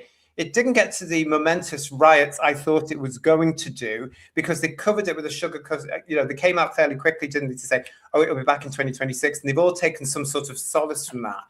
You're getting one hour episode next year. Oh, whoopee-doo. And it's written by RTD. Oh, whoopee-doo. And even then, some of those fans are not happy with the fact it's him. Yeah. We've had certain YouTubers really unhappy with the last 2, Wish World and The Reality War. They were not happy with that at all, were they?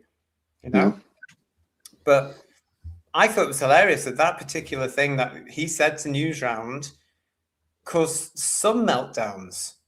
No good idea ever dies. It does sound like that. It's over, doesn't it? The way he's worded it, it's finished now. It's ended. It's having a hiatus or whatever you're going to call it. Yeah, it's true. It's absolutely true. Throughout the year, of course, we were actually referring an awful lot to one of our favourite journalists here on Whose Views. She was actually also talking about the fish thing, the war between the land and the sea. It is, of course, Asia for the Metro. So many articles she gave us this year. What I have seen, and if you've been with us throughout the year, you may have seen it yourself. She's gone from absolutely outright loving the show and being so defensive of it to recently starting to question certain aspects of it. We're going to be keeping in touch with Asia, aren't we, lovely? Yes, we are. Throughout 2026, when she opens her trap. Let's see what she's going to make of what's coming up next. But one of the stories I've selected for our review of 2025 is this one from her. Doctor Who fans need to stop rooting for the show's downfall. Now, this was from February 19th, 2025. This was from February. It highlights what we've been saying. The fact is, the rot was setting in after series 1. Yeah. You know, and certain people, maybe Yasir is in that, were worried about the second series not being the success that they knew deep down it had to be to continue it for a third series. It didn't work, did it? Let's have a look at this and what Asia was saying. Another day, another bout of rumours about Doctor Who. This time there's wild speculation that the Iconic show has been cancelled. Lead star Gatwa has one foot out the door, and there's internal backlash over apparently woke storylines. I've been watching Doctor Who for almost 2 decades, bless. It's been a constant in my life, from my childhood sitting with my dad on the sofa throughout my adolescence, when my interests were changing on a dime, and well into my adulthood. And if you want my take, as a fandom, we all need to get over ourselves. As a 6-year-old, when the show was rebooted in 2005, the discourse around it potentially being cancelled after Eccleston left passed me by. I don't understand what she was talking about at all. That's completely wrong. As I grew older and more plugged into the online fandom, I realized there was a near constant muttering of the show being booted from screens every time a new era of the show emerged. At first, it was, oh, how can anyone compare to Tennant, before Matt Smith won over audiences. Then Peter Capaldi bitterly divided viewers, with some declaring him their favourite Doctor, while others denounced the entire series. And of course, I remember the complete mess that Whovians were thrown into when Jodie Whittaker took the helm as the first female TARDIS occupant. The loss of woke discourse completely invaded online spaces as swirls of long-time fans criticised the show for daring to put a woman in the role of a time-travelling alien. I guess for some, it was too unrealistic. I looked on with tired anger during Whittaker's era from 2017 to 22 under showrunner Chibnall, when there was an exhausting cycle of conversation over the show's plummeting ratings and constant complaints over storylines, stilted writing and dynamics between the Doctor and her companions. But it survived, as it always does. And now we have to do the same thing with Gatwa. Just 2 weeks ago, there was a flurry of panic after Badwood Studios, the TV production company, who alongside the BBC are responsible for Doctor Who, apparently advertised space for filming, prompting fears that the show had got the can. And then there were more leaks yesterday.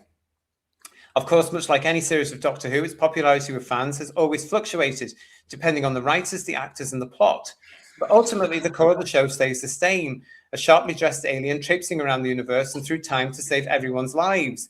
It's a tried and tested formula that put the BBC series in a good stead for over 6 decades and made it one of the longest running TV shows in the world.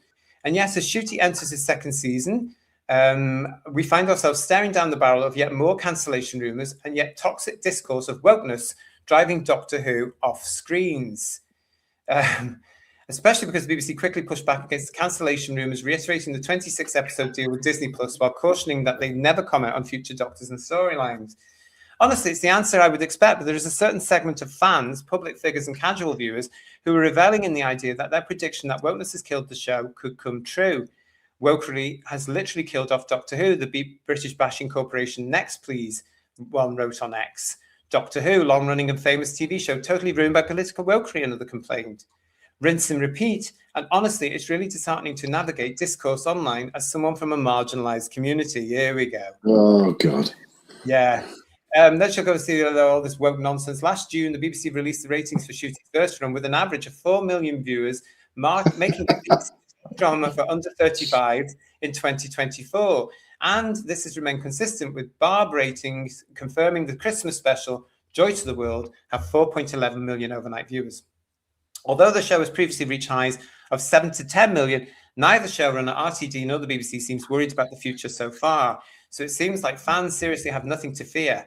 Of course, in terms of long-term survival of the show itself, no one has a crystal ball. But as a fan, I'm going to look to the positives, not anti-woke rantings or online rumours. So talk about things dating badly. Yeah. Yeah. So if it's so successful with 4.11 million, whatever, why was it not recommissioned for another series? You know, if it had got more than that, if it had got the much coveted 6 to 7 million, it would have been renewed like that, whether Disney were involved or not. Yeah. And as Bedweir's analysis showed, it wasn't even getting 4, was it? Really? No. You know, you've got to look at the overnights if you want a serious opinion. And they never went anywhere near. No. It was a joke. But we were also talking this year on our review, on our shows when Bedweir would come on and do the ratings. we were actually questioning how they were put together after the consolidated. Because remember, we were talking about these four, these other four things now, the handheld things. What were they called? That Bedway was pointing out. You could, whether you had a phone or a pad or a laptop or something like that. Yeah. The other things, Who viewers, that they were also including as ratings. And also, the fact that they were looking at 28 days now. And when it comes to Doctor Who, I've always said, and I will stand by it, you've got a minority of rabid fans that will go back and watch it over and over and over and over again, if only to understand what it was about. And I know that for a fact, because that's exactly what I did with my C90s and then my VHSs. I'd go back and watch the episodes over and over and over again, But that's because you enjoyed them, wasn't it? There was a certain activist element in this, wasn't there? People posting, I've watched it 20 times. But then iPlayer only requiring 2 minutes of watching to count as a view. So they wouldn't have had to watch it through 20 times. But there's only one reason they're doing that. And it's not because it's gripping science fiction. Let's be honest. Yeah, and we still haven't had the audience appreciation indexing marks. No. Either of the Gatwa series. We haven't had them. And there's no sign of them coming for the Sea Devil thing either. Wait, it's because they're all zero, that's probably why. Probably. Minus figures. Yeah. What, did I miss something, says Silver Wolf? 4 million? Exactly. Drex is saying to us, we want it to succeed. It's just been so bad. We just want our show back. Yeah. Yeah, absolutely. What else we got here? Good to see you all, by the way. We've got this one here coming. Can I get this? Can I bring this up? Why isn't this coming up from Heart North Ghosts? There we are. She must have been the woman who identifies as a journalist. I still think she got refused an interview with RTD Gatwa and then gave up being a shill.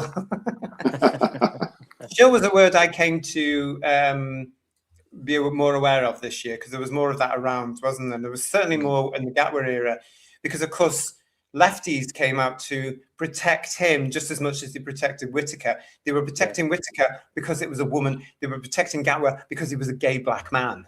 Yeah. Pathetic. Absolutely pathetic. You don't need to, because people will criticize the acting, the writing, the show itself, whatever, the performance, whatever you want to talk about. No one's ists or phobes or ots. It's you lot putting that onto us. It's disgraceful. Yeah. Absolutely disgraceful. What else? John Steed saying to us, I'm sure she meant 2 million. It's a typo then, yes. Yeah, John Booth saying she's not a fan, she's a left-wing activist. She's certainly that way inclined. Some of the articles we've read this year shows her true colours. But it's the Metro we're dealing with, one of the wokest newspapers in Britain. It's the one that people leave on the bus or the tube. They don't take it home. Why has been marginalised and put into the article as well? That was a bit of a shoehorn thing, wasn't it? Yeah, she had to bring that in about her own alleged community. Yeah. It just shows you as well. That was written in February. Things are very different in Britain today. It's very heightened today. Yeah. It's very, we're on a cusp. God knows what's going to happen. If she was marginalised, she wouldn't have the bloody job, would she? Yeah, true. Exactly. Yeah, it's like we were going back to talking about DEI before. We've got a hell of a lot of people now in positions that they shouldn't be in because they ticked a box, and because people have been going, "Oh, we must take these people on." 4 million after 365 days, is that? Says Julianne Goodwin. If they're lucky, yeah. And 65 weeks. Yeah. Moondust is saying to us, "I'd like to see Blu-ray merchandise sales figures for the past 2 series." So would I, and unfortunately, I can't get them anymore. Isn't that interesting? I used to have people that were able to send me, probably, without permission, I have to say, certain sales figures. And I would always look at them. Over the last 3 years or 4 years, I haven't been able to get anything. They haven't been able to get anything from me. Isn't that interesting? Isn't it? Curious Case is saying to us, Wilderness Years 2.0, can't wait. We have physical media and a creative, healthy fandom. We certainly do. I just wish that this new Wilderness Years was longer than the year. Yeah. We might still get it after the Christmas special bombs, though. You know what I mean? So we might do. Stephen Griffiths 3302. Thank you for your super chat, guys. Can you see what Stephen's given us? Has he given us a little thing there? Because that's how it just comes up on my. It doesn't come up as on the standard chat as anything either. It may have been a unintentionally hasty hitting of the return key. Stephen, if you want to say something, thank you for your super chat. Just pop it in the chat again and we'll find it for you. But thank you for that. Appreciate that. Funky is saying to us, I have the DVDs of the last 2 seasons gathering dust. Why ever buy them? Yeah. Why? Benign Crinoid is saying, I only take the Metro home and I've forgotten the Andrex. Yeah. Ian, can I ask you a favour, please? Could you keep an eye on anything that's coming in from Stephen while I move on to the Yeah, absolutely. You carry on. Yeah, I'll keep an eye. Tabs. So we're talking about all that there, everybody. So I mean, it's exciting, isn't it, where we've left Doctor Who now? Grown. And I'll tell you somebody else that grown, Paul, and got a bit of flack for it. It was Robert Sherman later on this year. Now, Robert Sherman, who, of course, is a Doctor Who fan, you'll all know him. He also wrote Dalek back in 2005. We never saw him write for Doctor Who again. There's a story there. Robert, I've emailed you several times. If you want to come on Who's Views and talk to us about it, you're very welcome. Come on the show. We'd love to see you, Rob. Robert, of course, is one of the best authors that you can get around right now. And he certainly has the potential to be a fantastic Doctor Who writer. He's one of the people I would say we should have as a showrunner, or as I like to call it, producer, but won't get it because he wouldn't be approved. Yeah. He certainly won't be approved after this very, very, very innocent thing he talked to Doctor Who magazine about. Did you see this, everybody? This was this. They asked him what he thought about Doctor Who currently and in general. And he said, I go through phases. I have a real push-pull thing with the show. At the moment, I'm in a pull phase. It's weird because the show is probably as dead as we've ever known it. This is very much not on message for Doctor Who magazine. They were very insistent on saying, we'd like to reiterate that the BBC insists they remain committed to the series. Robert continued, after 1989, we had for years a current Doctor. Now everything that is ever going to be produced in Doctor Who terms is going to feel retrogressive, at least with the new adventures and then the BBC books. You thought it's the current Doctor, McCoy or McGann. No one's going to start writing Doctor Who books with a Billy Piper Doctor because no one knows what that means. In a funny way, the closing moments of the reality war seem to put a full stop on things. We didn't have that before. Now, is he wrong? No. I don't think he is, but it's not beyond Doctor Who fans to write a Doctor Who story with Billy Piper as the Doctor. Let's be honest. I mean, there's going to be someone's going to do it.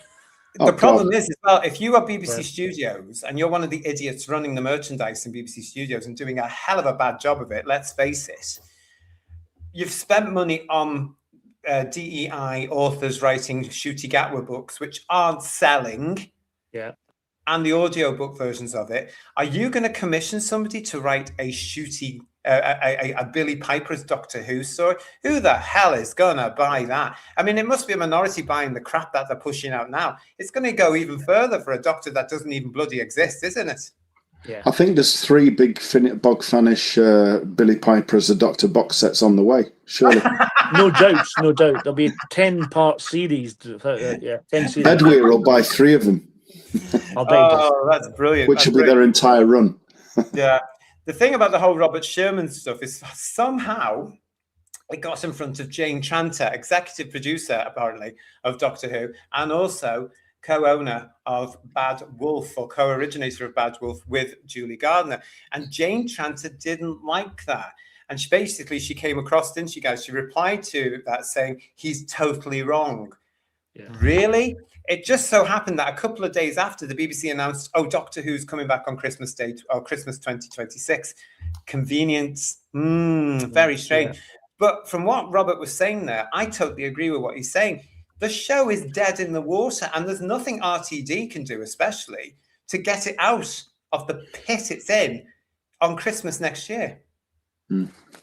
I actually wonder if we'll actually get a 2026 Christmas special. That's just baloney. There's a lot that can happen, isn't there, Paul? There's an awful lot that can happen. People can fall out of favour very quickly. They can become very inconvenient, especially with all the focus and optics on the BBC at the minute. They may decide that actually he's not the all singing, all dancing solution to everything that they've been thinking that he is, really. JT, sorry, I've been watching the chat. Stephen Yes. did just give us some money, which is very, very kind of him. So there was no direct message. However, we have had two, and I've got to thank Funky 1463 for this. We've had two that we haven't read out anyway. Funky 1463 himself. Thank you for your super chat, mate. Did anyone get for Christmas any of that terrible clothing or hat? God, no. No, That thank you. stuff, Funky, is an insult. And have you seen the way that they keep pushing it on social media? I've had to block it several times because I'm sick and tired. Because, of course, I, me being me, Funky, I will comment on each one, a load of crap, a load of tacky. And because of that, they keep pushing it back at me, don't they? But it's all aimed at a market which doesn't exist. It's overpriced hat. It really is. And it's lazy designs. Lazy. But thank you for that. Appreciate it. It didn't come up there, so thanks for that. The other one, we had one from Hugh Janus, and it always makes me laugh. No good idea ever dies. No, they're ripped off and recycled by RTD, and I can't argue with that one, Hugh. Yeah. Thank you for that. Thank you, Hugh. Appreciate that, mate. Stephen Griffiths is saying to us here, sorry, press too quickly. Wishing everyone a wonderful new year. Thanks, JT, and all of you with Hugh's Views. You're very welcome. And thank you, Stephen, for being part of our show. Thanks all of you for being part of our shows. We do appreciate it. Hi, folks, says Code Clud. I assume the TARDIS sets are still standing for filming of the Who Question Special next spring. This has to be the last episode. Maybe they can leave it open for new builders. The TARDIS set is still standing. It is still there because, of course, Prince William visited it just a few months ago. So it's still there. It's in the dark. It's not been dismantled in any way. So we don't know what's going on with us, but stay with us because, of course, when we get news, we'll all come back to the channel and we'll talk about it. Yeah. Yeah. Let's have a look here. Matt, S3S90. As a lonely man, I just want to thank this channel for keeping me company. It's better than any TV show. Matt, bless you. Merry Christmas and Happy New Year to you. Don't be lonely. We're all here. We are here. And email me anytime you want. whosviews1@gmail.com. And I'll get back to you. Don't be lonely. Everybody in the chat's here for you as well. Oh, bless you. I hope you. Where are you? Are you in Britain? Email me. Let me know. Benign Crinoid is saying to us, it's very strange that Mr. Shearman has not written a second episode after all this time. It's also weird that he won't talk about it. And as I say, I've emailed him several times to get him on the show. You wonder if there's an NDA, don't you? Possibly. Robert, you know it makes sense. Come and talk to us. It's a no-brainer that he wrote one of the best episodes of New Who, and he doesn't get invited back. That smacks of jealousy there, I think. Something maybe, or maybe Rob just decided he was done with this. I don't know, but I think there's a story. Captain Have Fun's World. Do you guys remember when the BBC told Stephen King's son that they wouldn't hire him because he was American? Yes, and they've gone back on that since because the two women that joined RTD to do that god-awful, crappy TQ cult episode, Rogue, were American. Yeah. Hello, what's that to be? Captain is also saying Stephen King's son, Joe Hill, in inverted commas, offered to write for Doctor Who. The BBC was very rude to him, but his shows are good. Yeah. I mean, hypocritical, aren't they? They have no idea. I mean, how dare they? I mean, I wouldn't necessarily want somebody who's not British running the show because, I think that's essential, especially for the BBC. You've got to employ, anyway, I'm opening a can of worms now. But I don't mind if they, I don't mind foreign writers coming in as long as they can write. Yeah. Unfortunately, we've had some writers coming in over the last couple of years that can't write, and we've just had tremendous crap coming our way, calling itself Doctor Who. I don't know. Funky's saying to us, Doctor Who magazine used to during the John Nathan Turner era had some freedom. These days, ... That actually started to happen during the Moffat era, though. I noticed when the letters pages during the Moffat era stopped to be all praising to Moffat and the Doctor Who he was putting out. There was no criticism. And that's where Doctor Who magazine, for me, started to go downhill. Really, really did. Yeah. You've got to have all sides of the coins, aren't you? And they don't these days. Chris Lawley is with us saying there is no Bad Wolf working planning for Doctor Who, nor with RTD in the foreseeable future. Let's find the viewing figures of BBC iPlayer Classic Doctor Who that myself and others have been watching. yeah, it would be interesting to see how proper Doctor Who has done on the iPlayer now. You know, I reckon it's done very well. And if you can add that to their original ratings figure as they do for Doctor Who now, it's going to be stellar, isn't it? Yeah. Oh yeah. Well, based on their own metrics, certainly, yeah. Yeah. Well, yeah, but that's what they do, isn't it? Yeah, That's yeah. what they do. Gosh, let's have a look at this. Woodhouse 122. One good thing about the RTD flop is that we won't have to put up with those awful colorized cut down edits again. Fingers crossed. Hooray. There's no budget for it. This is where I reckon some of the Disney budget went to. The Daleks, the War Games, and the Sea Devils. Yeah. Utter waste of money, frankly. Yeah, completely. And time, you know. Problem being is saying, yes, but they were American bisexual women, JT. Good point, PB. Good point there. Yeah. They ticked a box.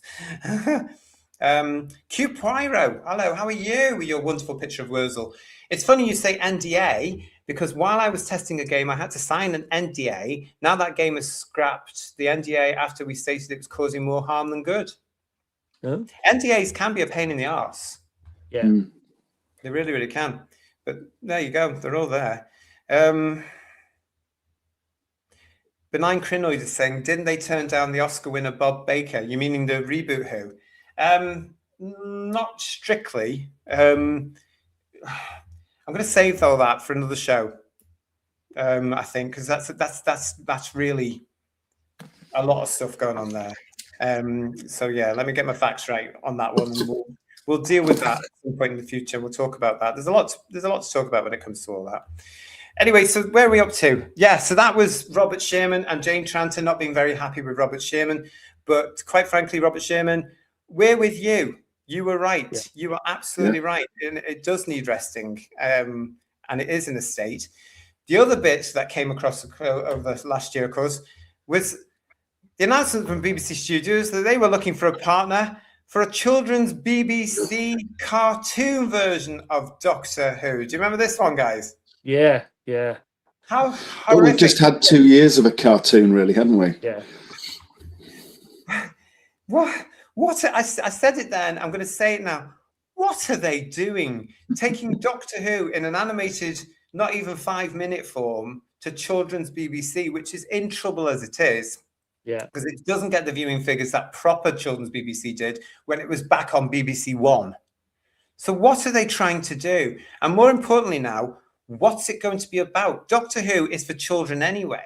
Yeah. You know, are you going to have the Daleks in it? Are you going to have the Cybermen in it? The Sontarans? The Weeping Angels, for crying out loud. They're all quite horrific. Yeah. It doesn't make any sense, does it? I mean, if they're trying to get younger viewers to watch it, just to try and cater it to watch the actual series itself would make more sense, you know, properly. And try and make it engaging, entertaining and scary and fun, etc. But a cartoon, what tone will it have? What kind of what if it's aimed at, is it going to be, is it kind of like sort of 5-year-olds or up to 10? It's 5 and under, wasn't it? Five and under. Okay, right, all right, right. So yeah, I have to at this point as well saying a huge congratulations to the Thing King, who's got engaged over the last couple of days, and also congratulations. These pictures of what he expects to come through as Doctor. Remember we put these through? Yeah, Doctor Who, get them while they're young, hitting the G-spot through all time and space. Yeah, brilliant. I mean, this is something we covered months ago on the channel when it was announced, but we have an update, of course, and it's this one that's come through around about, well, just before Christmas it came through 2025. Blue Zoo Animation Studio wins the pitch to produce Doctor Who CBeebies animation. It marks the first time the Whoniverse has been expanded into an animated series for preschool audiences. This article from the BBC Media Centre continues with, following a competitive pitch process, British animation studio Blue Zoo has secured the contract to produce a brand new Doctor Who preschool animation for CBeebies and BBC iPlayer. BBC Children's and Education invited UK producers to pitch for the opportunity in June 2025 for fair and open selection. From a strong field of producer pitches, Blue Zoo's proposal scored highest against the published criteria. This exciting new animated series, inspired by the beloved Doctor Who universe, is commissioned for 52 times 11 episodes over 2 series and will begin production in 2026. It marks the first time the Whoniverse has been expanded into an animated series for preschool audiences. Patricia Hidalgo, I can't say that, Hidalgo, director of BBC Children's and Education, says, "We can't wait to welcome the Doctors to CBeebies, introducing this beloved family favourite to our youngest audience for the very first time. This new series further strengthens our commitment to the British animation industry by championing homegrown productions with the potential to travel the world and perhaps even through time and space." The bidding process for this project was exceptionally competitive, and we would like to commend all the shortlisted producers for the outstanding quality and depth of their proposals. Adam Shaw, who's the co-founder of Blue Zoo Animation Studio, says, "This year we celebrated 25 years of Blue Zoo, so it's an extra special honour to be given the chance to bring such a much-loved classic and a true British icon to a whole new generation of young viewers. Doctor Who means so much to so many people, and we don't take that lightly at all. Reimagining something this legendary for a preschool audience is a brilliant, creative challenge and one we're incredibly excited to dive into." It's the word reimagining that gets me there. Yeah. The BBC has previously collaborated with Blue Zoo on popular CBeebies programmes such as Number Blocks, Alpha Blocks, and Mojo Swap Tops, all of which we all know and are big fans of here. So there we go. That's who's got the contract now. So it's going to be like Doctor Who meets Peppa Pig kind of thing, is it? That kind of thing? Yeah, and it's the BBC again looking to make money. They are desperate to have BBC Doctor Who be a hit. The main show hasn't done it. The spin-off Fish Thing hasn't done it. So now they're going after the pre-5s. They want a Bluey for Doctor Who. They want big merchandise. They want the lunch boxes. They want the blankets. They want the slippers. They want everything they had when Doctor Who came back in 2005. They want that again. Are they going to get it? We'll wait and see. What they're going to do, though, they're going to get David Tennant back to play an animated Doctor, or get Shooty back to do it, or whoever. Who's going to be the Doctor? Or they're going to do that Richard E. Grant thing and create a new Doctor, and that'll be like another can of worms. It's going to be Tennant, surely. Yeah.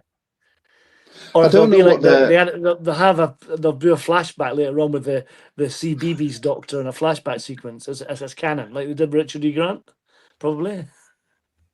I don't know what they think they're doing, really, because Gatwa's first proper story was called Space Babies, and it had a bogey monster. Yeah. So I don't know what makes them think that this 5 and younger age bracket is new, because that's the age bracket that Space Babies was targeted at. So this is nothing. It's not an untapped audience by any means. No. Surely. Yeah. But Doctor Who's always been like a 5 to sort of 105, isn't it? Kind of audience. It's like, so why are they just not making a decent main show? Yeah. Well, again, because I think it's down to money. Yeah. And CBeebies itself is its own channel now, isn't it? It's its own brand now. They've had massive success with Bluey. They've had massive success in the past with Teletubbies, the Tweenies, all that sort of stuff. Bluey's just the latest. Everywhere I go, I see Bluey. You know, it's huge. And I see kids with Bluey T-shirts and... this is bizarre, isn't it? It's like if this could try to give them breathing time to create a series, like a live action series, but this is probably more damage than good, I'd imagine, because if you can't get the level for it right and it has to be very sanitized to make it acceptable for under 5s, then what's it going to be like? It can't have any tension and any drama in it. No, it can't. So you won't have the same. You won't have the same hook as you did if you were a kid watching the live action show, like in the 70s and 80s or whatever. You wouldn't get the same kind of excitement from it, surely. You know? Yeah. Carl, thank you for your super chat. Appreciate that. Thank you, mate. Hope you're well. It could be basically the Doctor in the TARDIS every episode saying, "Here's your times tables," or one and one is 2, or I mean, God forbid they'll take the 5-year-olds through time, because they'll rewrite everything to suit themselves. That's what they could do as a educational history show, couldn't they? I suppose, but yeah. But Horrible Histories did that, and Horrible Histories were doing things that were quite. They did a little bit of the not quite accurate changing round of things because it's the BBC and they can't help it. You know, just like having a slightly brown Isaac Newton and things like that. It's the BBC. They won't be able to help it.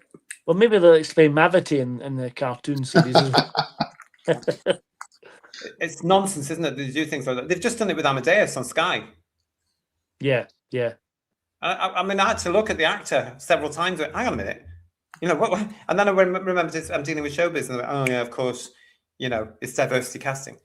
Graham Lanfear 3900 is saying, so they're basically educating young viewers with far left political views to their little minds. Children's BBC is guilty of so many things these days. There were several shows which dealt with the trans issue for young children, telling them they were in the wrong body, telling them there was more than two genders, which is nonsense, as we all know. It's just complete lunacy to tell children that. It's no wonder they're all growing up anxious and confused. Yeah. It's because these far left idiots that are around them are giving them false information. They're lying to them with ideological platforms and politics. It's rubbish. So, there was also this other one which dealt with a trans young person as well, on Children's BBC. I mean, I wouldn't be a parent today.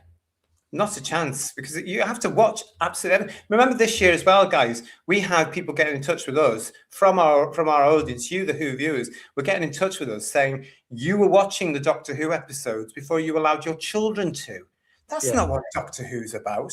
And a lot of the time, you were telling us you weren't allowing your kids to watch Doctor Who. That's such a shame, isn't it? It really is. John Mason is saying, are they going to use the Mr. Men doctors? I doubt it. You'd have to play the Hargreaves estate, wouldn't you? All? Honestly. It's interesting what Robert Payne said about the it won't be as gritty as Bagpoos. It won't be as scary as the Clangers. The Clangers used to scare the hell out of me. Yeah. It's we're going to have to go back and see. We'll see what it's about and what it's about. Well, again, through 2026, we will get to know more about this. Problem being, is saying to us, Pepper the Pig was used to promote electric cars to stop emissions. I heard that at the hairdressers. It's pure propaganda. Was it?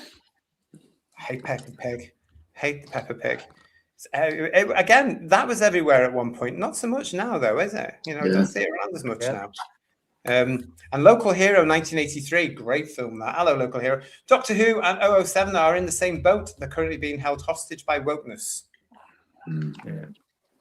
Yeah, because poor old Bond is in the production hell again now, isn't it? Yeah. Really, really is. So that's the update on that. So if you're interested in that, if you've got kids and you're going to let them watch it, whatever. That was. I would check it first as well, just in case. Yes.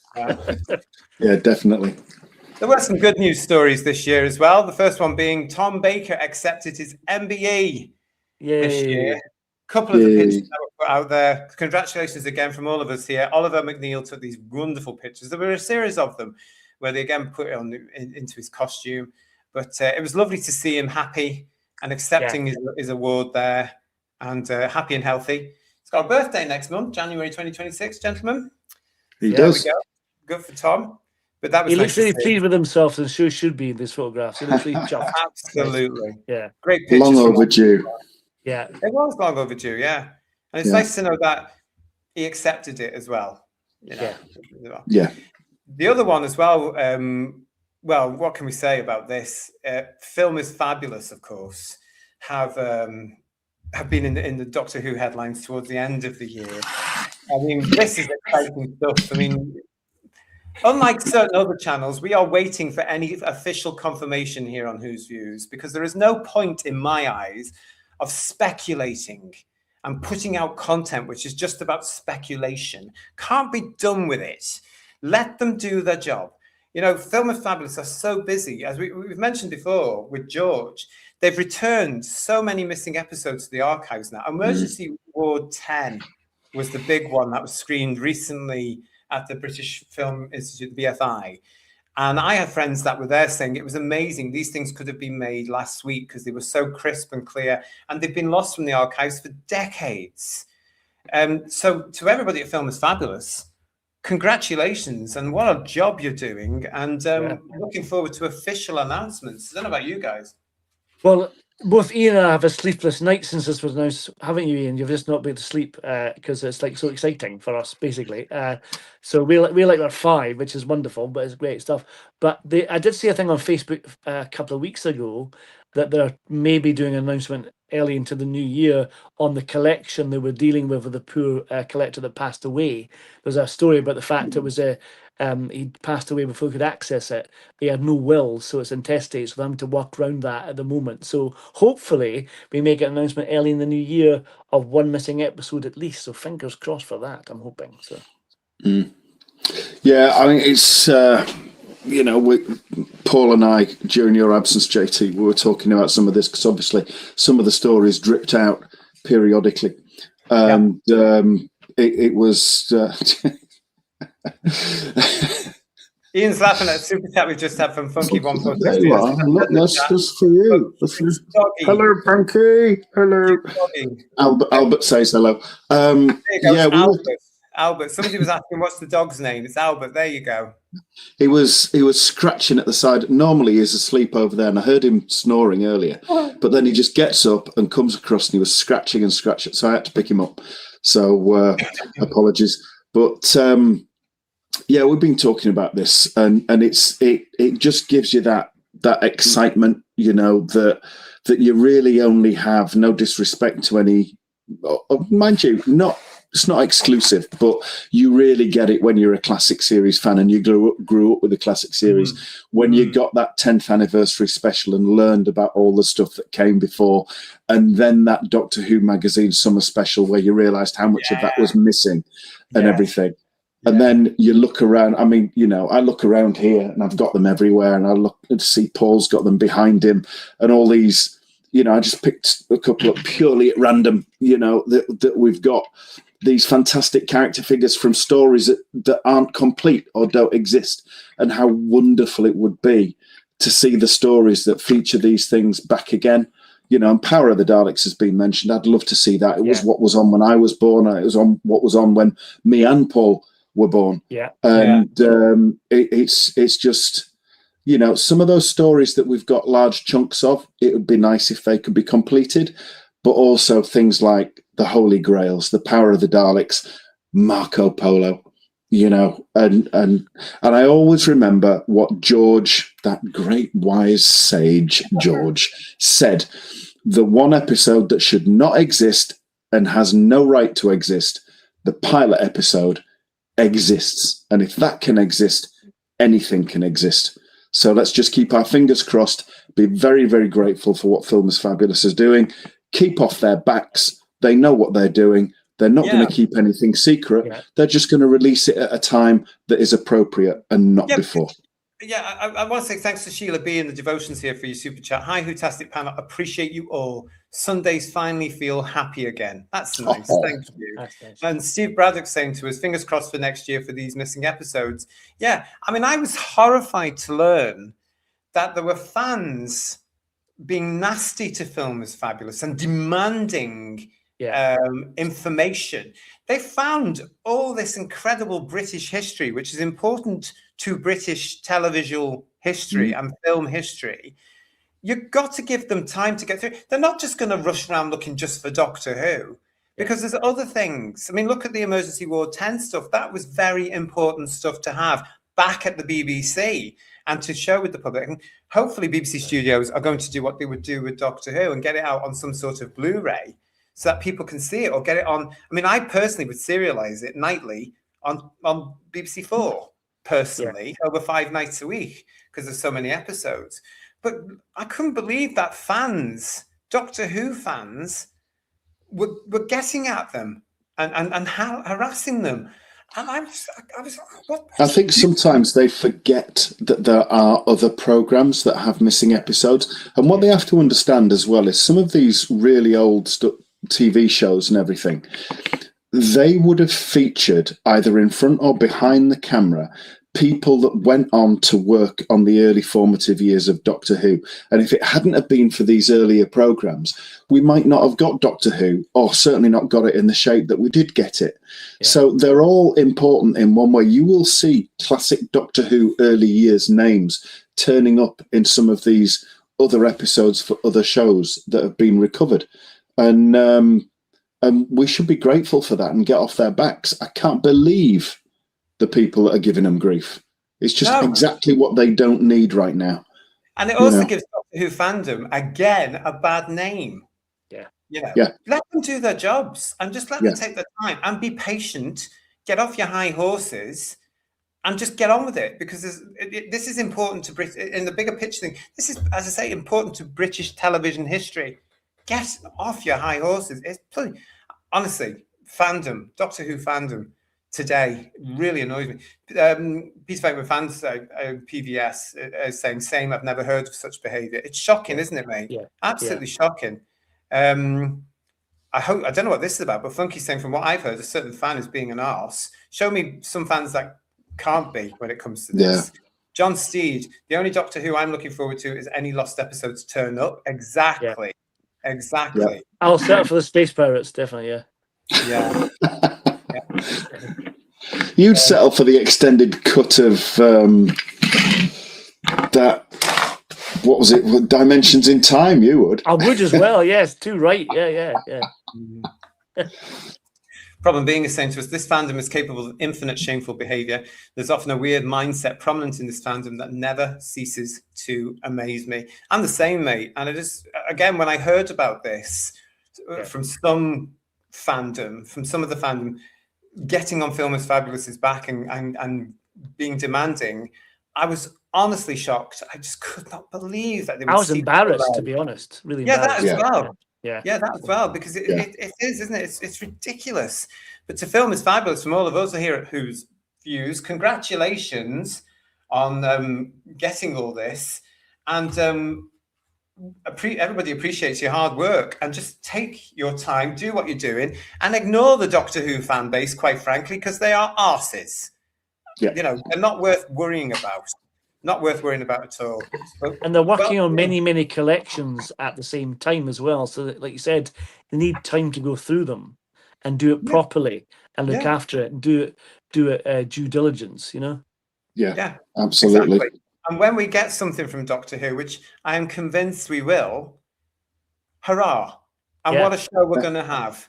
What a show we're going to have. So make sure you subscribe to us. Make sure you stay with us. Make sure you've rung the bell to get notifications.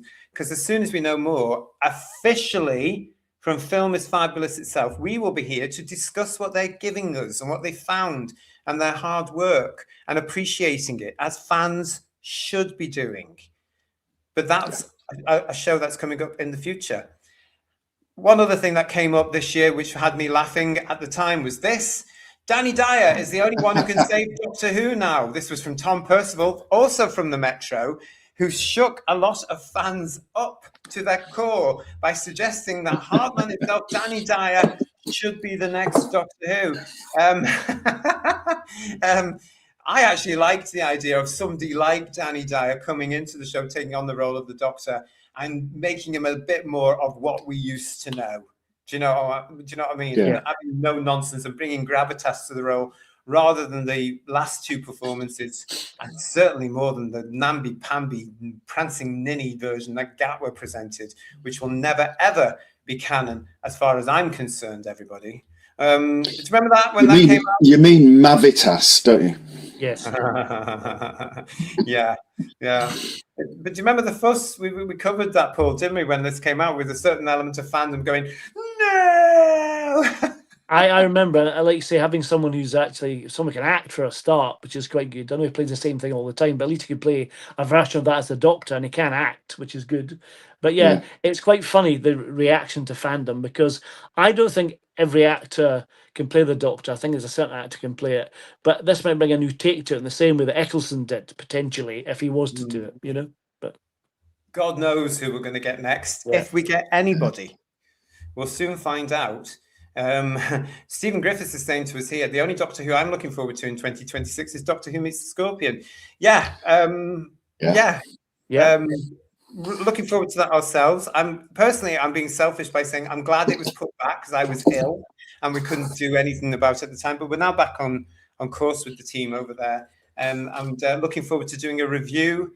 I'm working with the team of Doctor Who Meets the Scorpion next year in 2026. So that is something to look forward to. And I think it's worked really well for him as well, because Doctor Who is off the air. So he's got next year to put his version out there, hasn't he? Yeah. And I think it might work, because Doctor Who fans might be craving something new. Yeah, Yeah, definitely. You know, so I think it might work. But stay with us here on Who's Views, because we're going to be doing more about that in the new year. I had hours of fun trolling RTD's acolytes with Dyer for the Doctor, says Julianne Goodwin. Oh, you little minx. Good for her. John Steed saying to us, I laughed at Danny wanting to play the Doctor, but I'd have him any day over the last 8 years. Yeah. Yeah, it would be very interesting. There we go. Danny Dyer says Matt Enspiel would be a proper naughty Time Lord princess.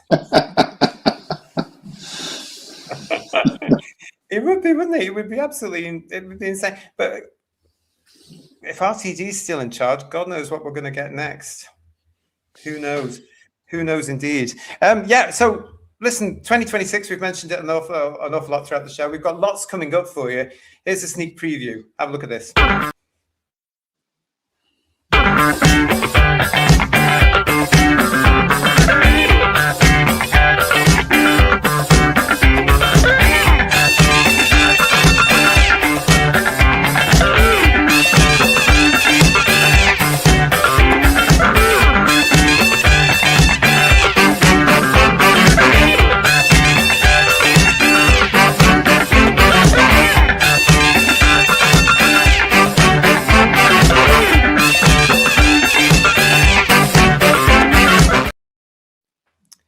Some of the stuff we've got lined up for you next year. Hopefully, health permitting, all back on track now. The last slide I've got for you tonight was this one from Gatwa himself, who posted on his Instagram after the reality war was shown. Thank you for it all, 15. Yeah, once again, once more with feeling, please. Yeah, thanks for nothing. He really means that, doesn't he? Yeah. So we will miss the heart of his bottom. Yeah, exactly. Yeah.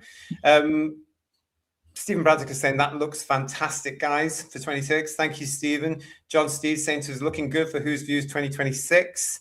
2026 says Robert Payne. Now the date is starting to seem futuristic.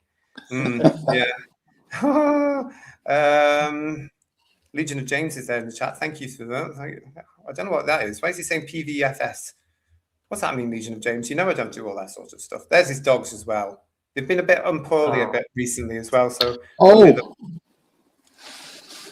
hope they get better. Yeah. We don't want poorly dogs. Davey B96, who at the top of the show was talking for more carry-ons. They are coming back. Carry On Cabby, an underrated one, I think, and Jim Dale's first. Lots to talk about with Carry On Cabby. I love Carry On Cabby. Hattie Jakes is just superb in that. Yeah. It really is. What else we got? What an amazing lineup. Legion of James is saying, a Wheel in Space review. Nice. Yeah, that's because we're getting back to celebrating 60 years of the Cybermen next year, Legion of James. And we started it this year because we like to get ahead of stuff. We've got a lot to do. We're going to kick off with Wheel in Space very, very soon. And as you can see there as well, for those of you who are interested, the Blake 7 reviews are on the way back as well. Found a way of doing that now so we can catch up to date, because we're going to dive straight into Series 2 this year and try and get us back on track. What else we got there? Don't know what Rick Storm means by this, gentleman.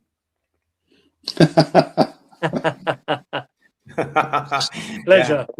Yeah. Funky yes, he's not wrong.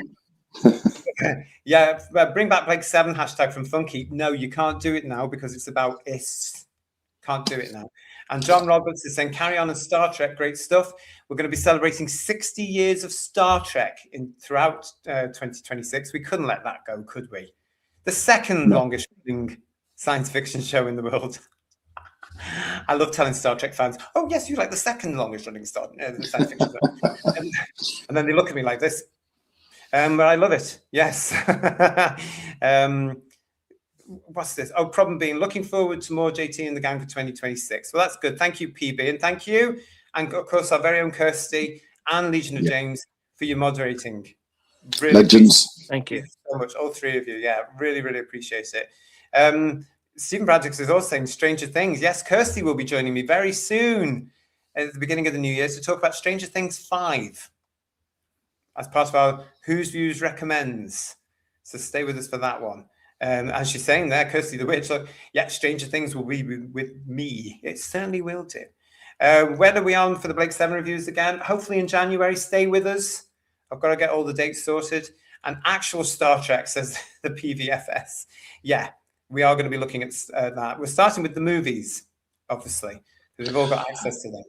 The PVFS, the Peter Venkman fan site. That's it, yeah. Oh, of course, you're answering back to that, of course. And Bill Lowry is saying to us, now I'm looking forward to 2026. That's good to know. And Matt Ensby is saying, how great would it be if we got Wheel in Space from Film is Fabulous ahead of the Who's Views review? It would be a miracle, quite frankly. It would be a miracle. Funky saying, which episode? I showed it in that clip, and I can't remember now.